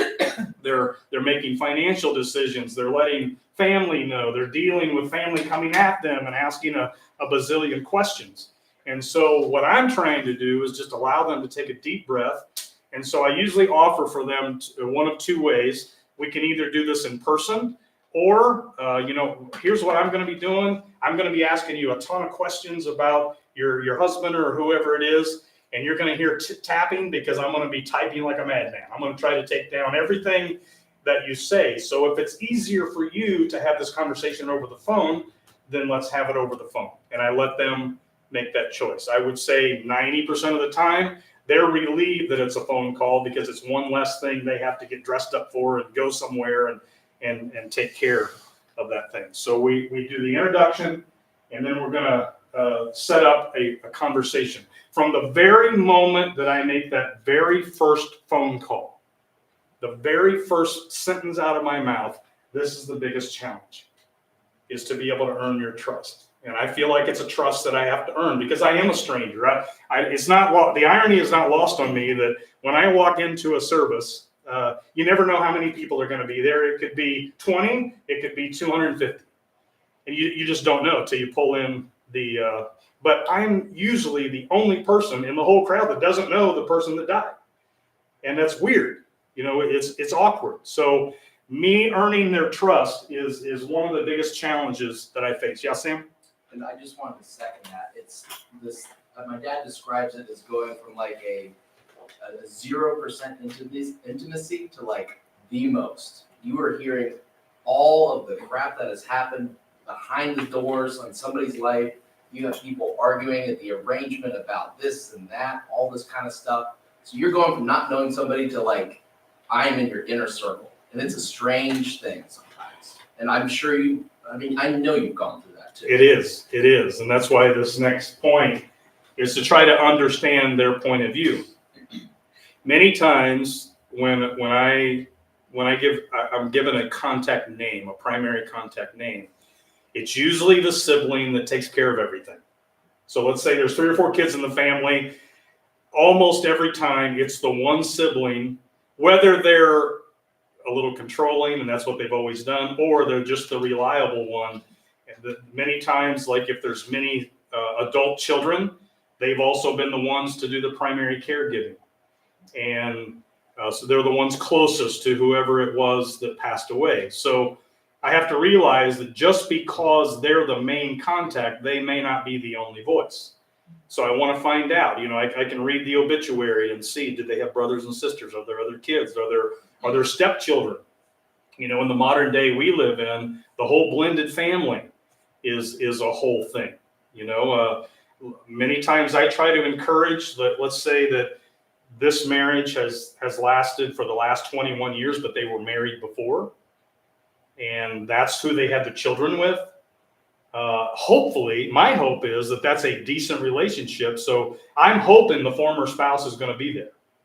And if they are, I want to make sure they have a voice, because that was an important, remember, it's about their story. It's about the deceased story. And to me, that means that they have a lot of pages and chapters in that story.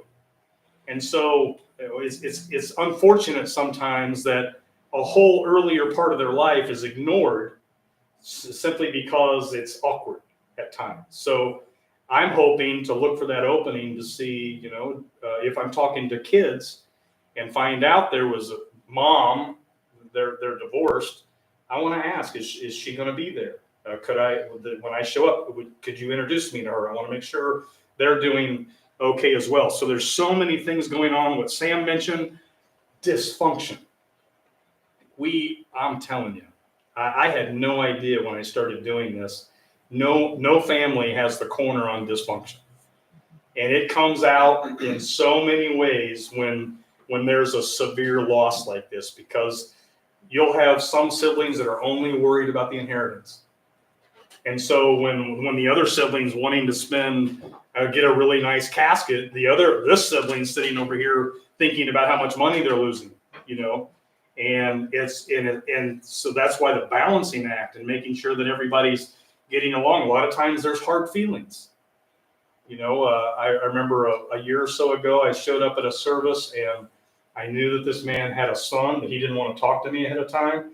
I showed up, it was right here in this room, and I saw this young man standing by the casket.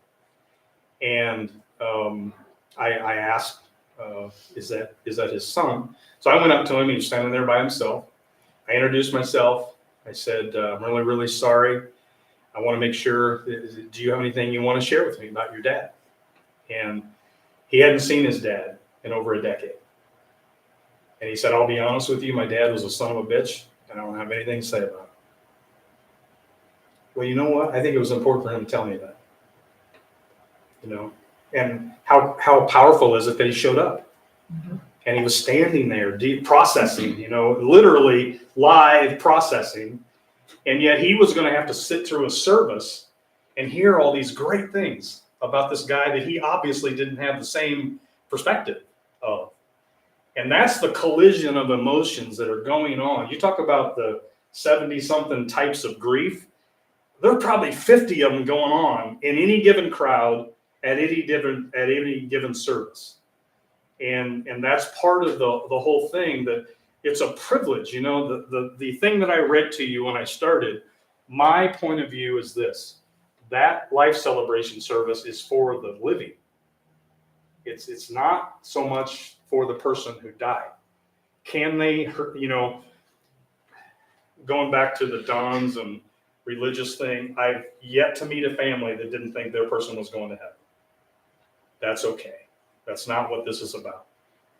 But they're all dealing with this loss on a very, very different way. And when we walk in that door, it's a collision. I talk a lot in my services about something that I call holy collisions. Sam's heard this 7,000 times. And I fully believe there are certain times in our lives that we get to meet the exact right person at the exact right moment of our lives for the exact right reason we were supposed to meet that person. And they're filled, the person that we're married to, the person, our best friend from high school. The odds in this universe of meeting those kind of relationships is astronomically stacked against us. So when we meet them, the most important parts of our lives are those holy collision moments. Well, whenever I have the privilege to do a service, that group of people in that hour, sitting in that room, to me, that's a holy collision. We are this morning. Explain why this group of human beings would ever be at the same place at the same time. You can't explain it. But there's something to be gained here. There's something, we don't know what it is. Many times we don't know what it is. So that's how I approach a life celebration. If one thing can be said, or looking at the pictures that are on the rolling, or hearing the right music, or telling a story, whatever it is, if one moment of that experience can be something that can help a person on their grief journey following, then we've absolutely done our job. Absolutely, we've done our job. Okay, so sorry for the brief sermon, but it's just we miss too many of those opportunities, because with the whole duns and nuns thing, so many families are skipping the service altogether.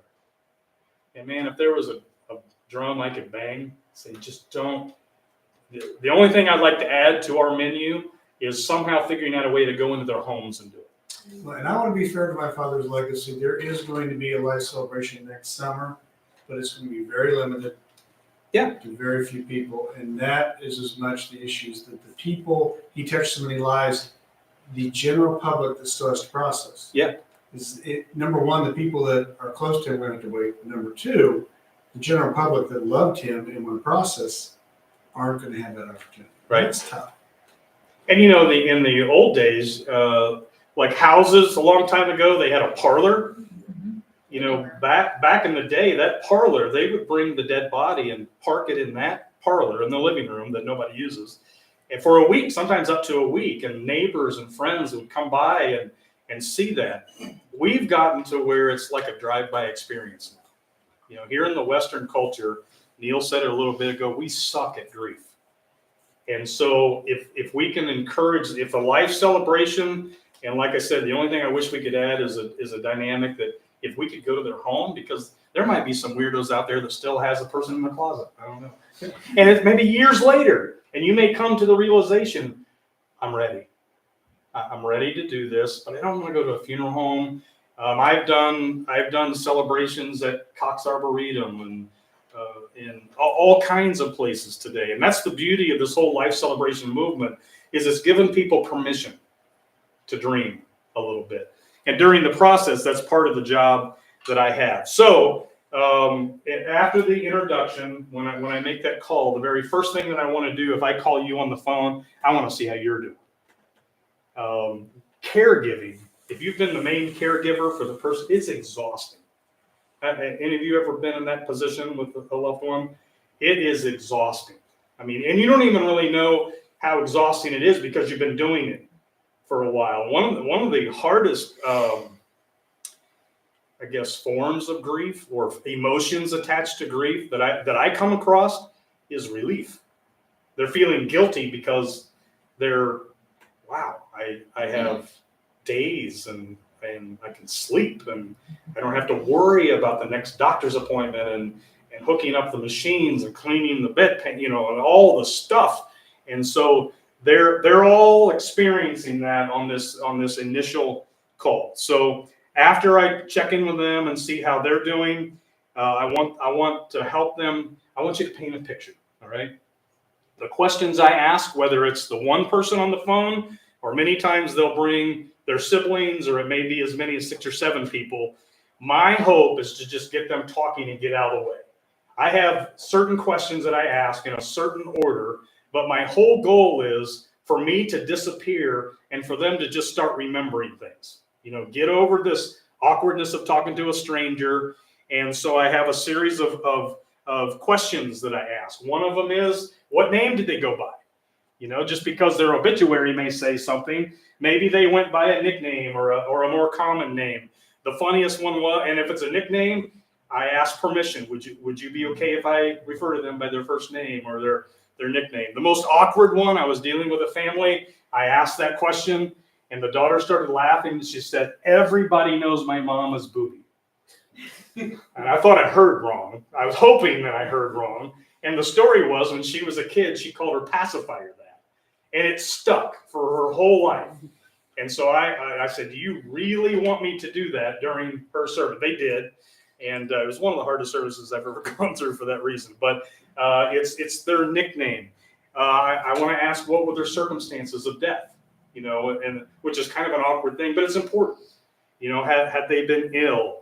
Was it a sudden loss? You know, all of those things. Because whenever I do a service, the two hardest services to do are a sudden loss, or if it's out of the natural order, like a young person, a parent saying goodbye to their child at any level, whether it's an 80-year-old saying goodbye to a 50-year-old or whatever. The out of order and the sudden are the two, and I want to know those things, because if it's a sudden loss, then the whole community that's going to show up at the day of the life celebration, they're all feeling that. They feel like the rug's been ripped out from under them. What happened? And they may have questions because the family may be quiet about that. You know, of the many suicide services that I've done, half the families don't want the crowd to know. And so you'll even see in the obituaries listed as unexpected passing. And I want to, you know, that's not the service to answer those kind of questions. You know, it's not none of their business to have those kind of conversations. So I'm trying to explain that as much as I can. One of the first questions I ask that seems to get things going is I'll say, as you think of your mom or whoever it is, if there were some adjectives or phrases that would immediately describe her, start telling them to me. So if it's I love this part, because you can tell they're like, can we give him the bad ones? Like he was stubborn or, and I said, paint a realistic picture, and the popcorn just starts going. And so from there, the stories start to come out. One of the first questions I ask is anybody going to be speaking? Or sometimes that's too emotional for families. Maybe they want to write something and then have me read it on their behalf.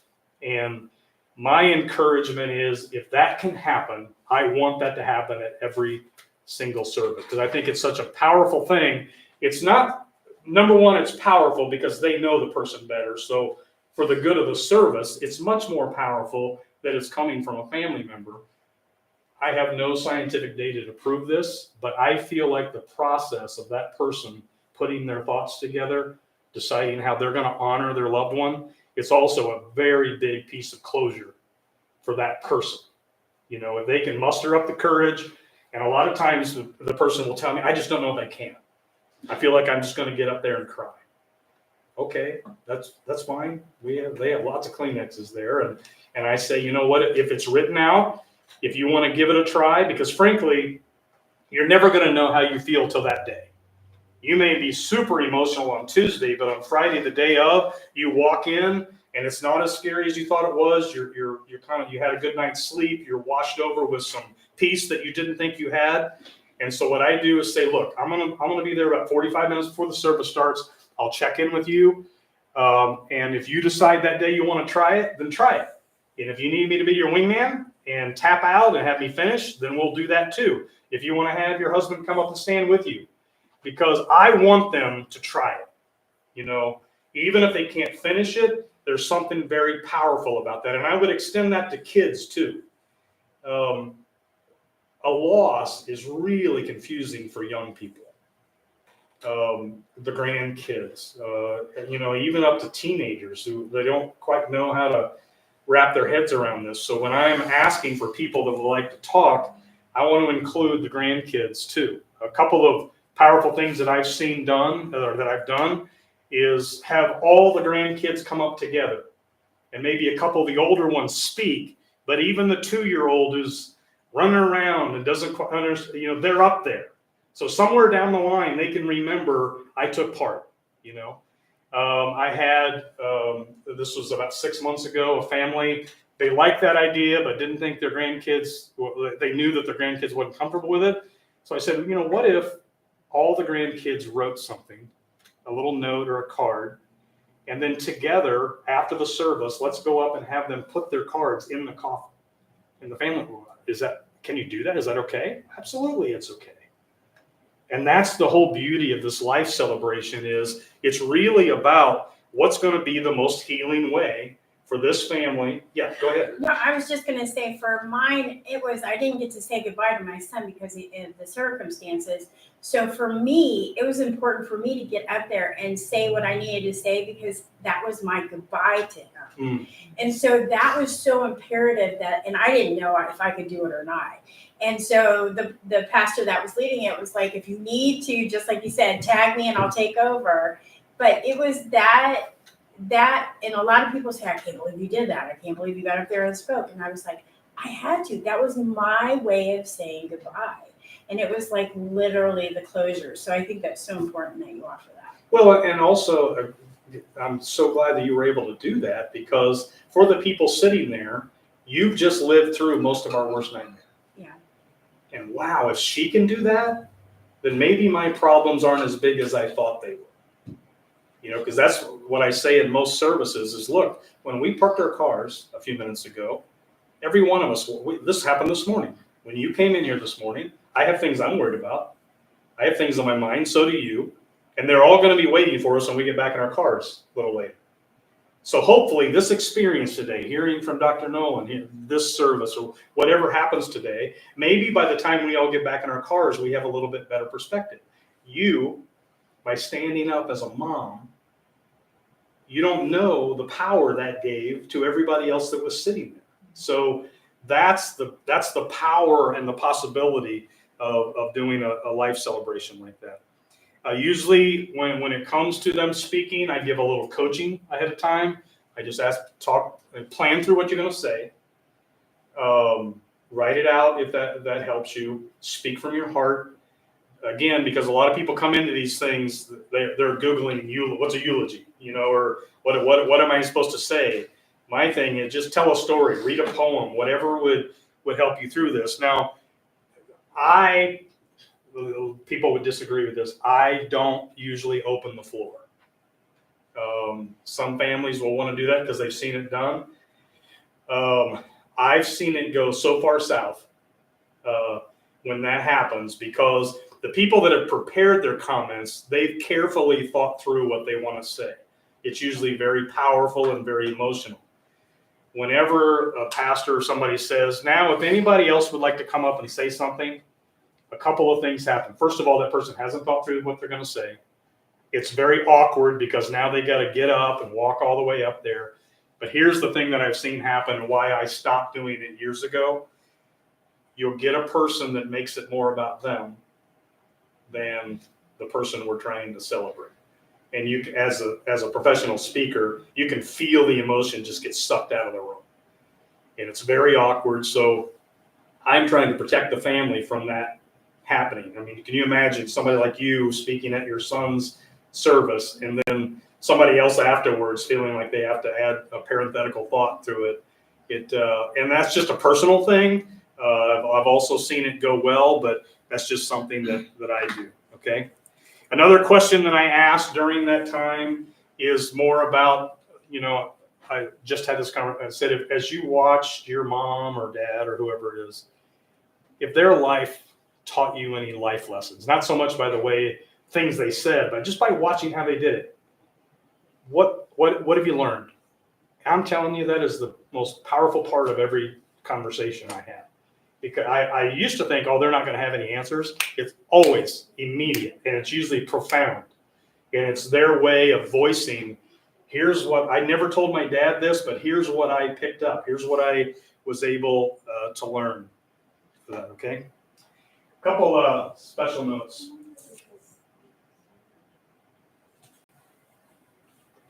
Two things I promised. I will never, as a celebrant, pretend to know somebody that I don't know. If you've ever been to a service where somebody tried to do that, it comes across very inauthentic and just not very real. The second thing that I want to talk through is I will not say something I do not believe. This is really hard sometimes because I am a believer. I do believe that there's a second chapter, but a life celebration service is not my time to impose my beliefs. It is absolutely not. It's not an evangelistic opportunity. It is none of those things, okay? And so that can be awkward because I do have a belief system, and sometimes it's obvious that this person did not match that. Yet the family, everybody that got up wants to say that, I know he's in heaven right now. I know we'll see him again. And that may be true. I don't know. Because my view of all that, even as a former pastor, that's above my pay call. It absolutely is. One thing that I want to address, and I don't know if this will be useful to you all, but when it comes to something like somebody taking their own life, people say the dumbest things to families at a time like this. And sometimes church Christians will tell a family that their loved one isn't in heaven because of that. And I'm like, that's not only a horrible thing to say, it's not true. Because many times, if you really understand, that may be one of the most spiritual moments of their life. And I don't think that we're judged based on one snapshot of our life. I just don't.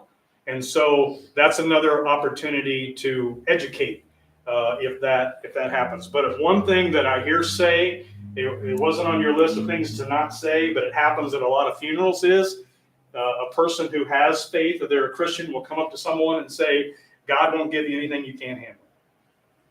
That's not even in the Bible. I've read the thing 100 times. I've studied it. I went to college for it. That's not even in the Bible. People think it is, but it's not.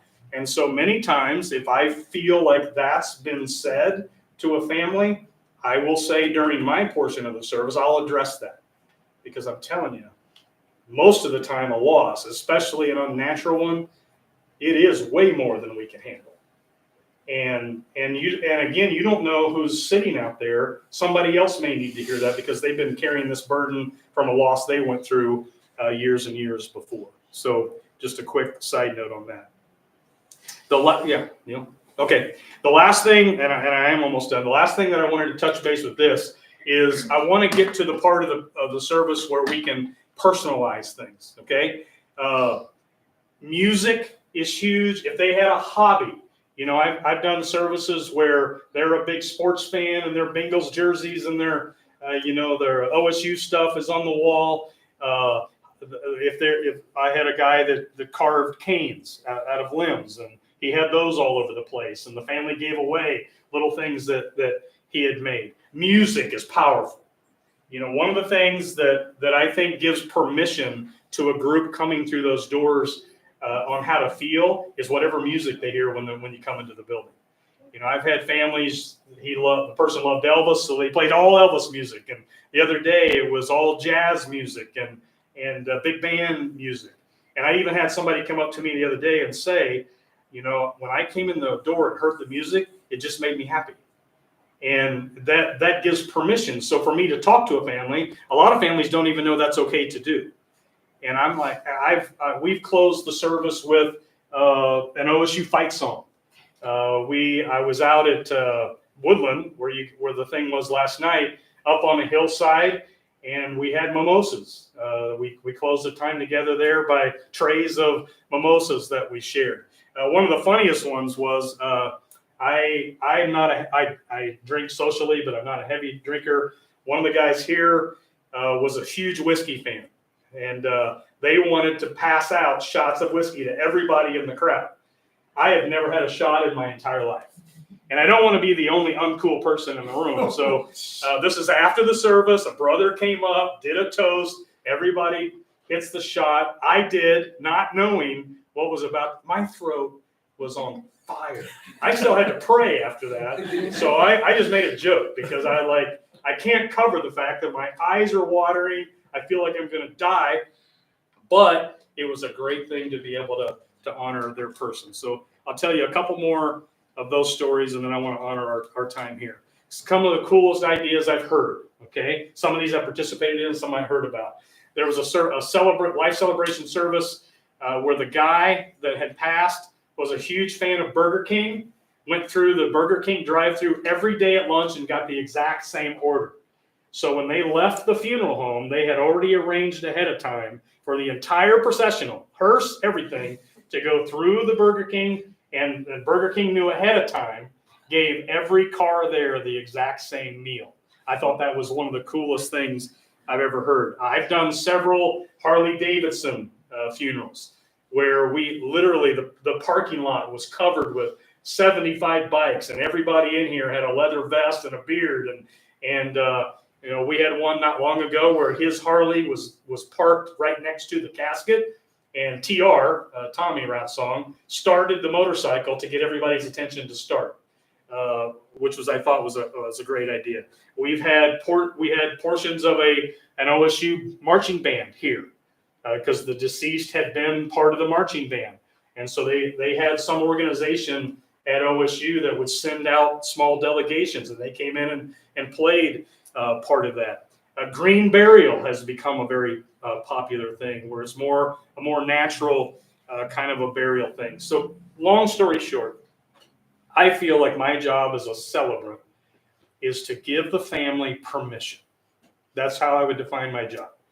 I want to give you permission to honor your family member in a way that matches who they are. That's the bottom line. Okay, I'll close with this. One of the most touching things, because I get blessed. I mean, I speak for a living. I get to do a lot of really cool stuff. I'm not lying. Getting to do a life celebration has become my absolute favorite thing to do because it means so much.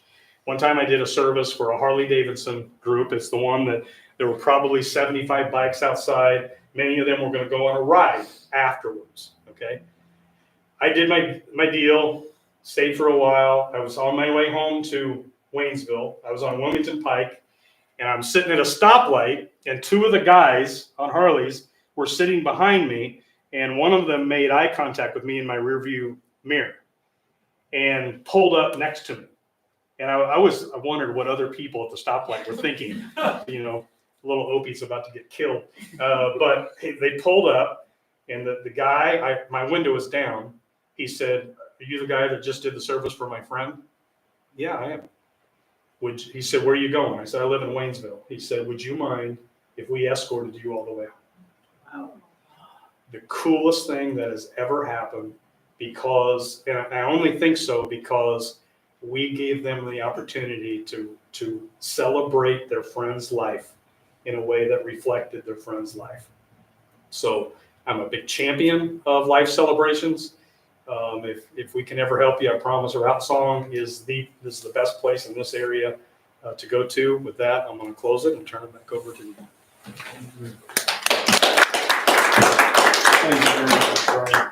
Yeah, I think that too many people have the wrong idea of what funerals in a funeral home are. And partly our industry's been at fault because there for years was this clinging on to tradition. And I'm not saying traditional funerals are a bad thing, but when you cling so heavily onto something and are not willing to adapt, that does a disservice. And whether it's, you know, trying to force everybody to get a granite monument or everybody into a traditional funeral or everybody have to do something religious, we have to understand that we need to meet people where they are. And what I love about celebrants and celebrations, there's a very thin line between a funeral and a life celebration. You know, both involves typically some type of ceremony, both involve grief, but I think we're learning more and more that funerals do not have to be these somber things done in dark places where everybody has to feel bad about everything. We're going to grieve, we're going to hurt during any remembrance, but that doesn't mean that we don't have permission to have joy as well. And I think that's something that so many people just don't understand in our society, is that it's okay to be joyful about remembering somebody. You don't have to be constantly sad about it. You're going to have the moments. And so thank goodness for people like Brian that and also funeral homes that are open to not force feeding everybody the traditional funeral. And it gives us all a better chance of being more comfortable with death and remembrance in our society. And I hope that trend continues. So with that, we're going to take a quick break. And then what I do encourage you, because we're going to do an obituary writing workshop, even if you don't want to write your own obituary, if you wanted to write like an obituary eulogy for somebody you know, or make somebody fictitious up, what it does is just helps you kind of get through the thought processes, because at some point in our lives, we're probably either going to have to do it or help somebody do it. And it just helps get those thought processes juices flowing. So let's take a little break. We'll do that next. And again, I appreciate you all being here.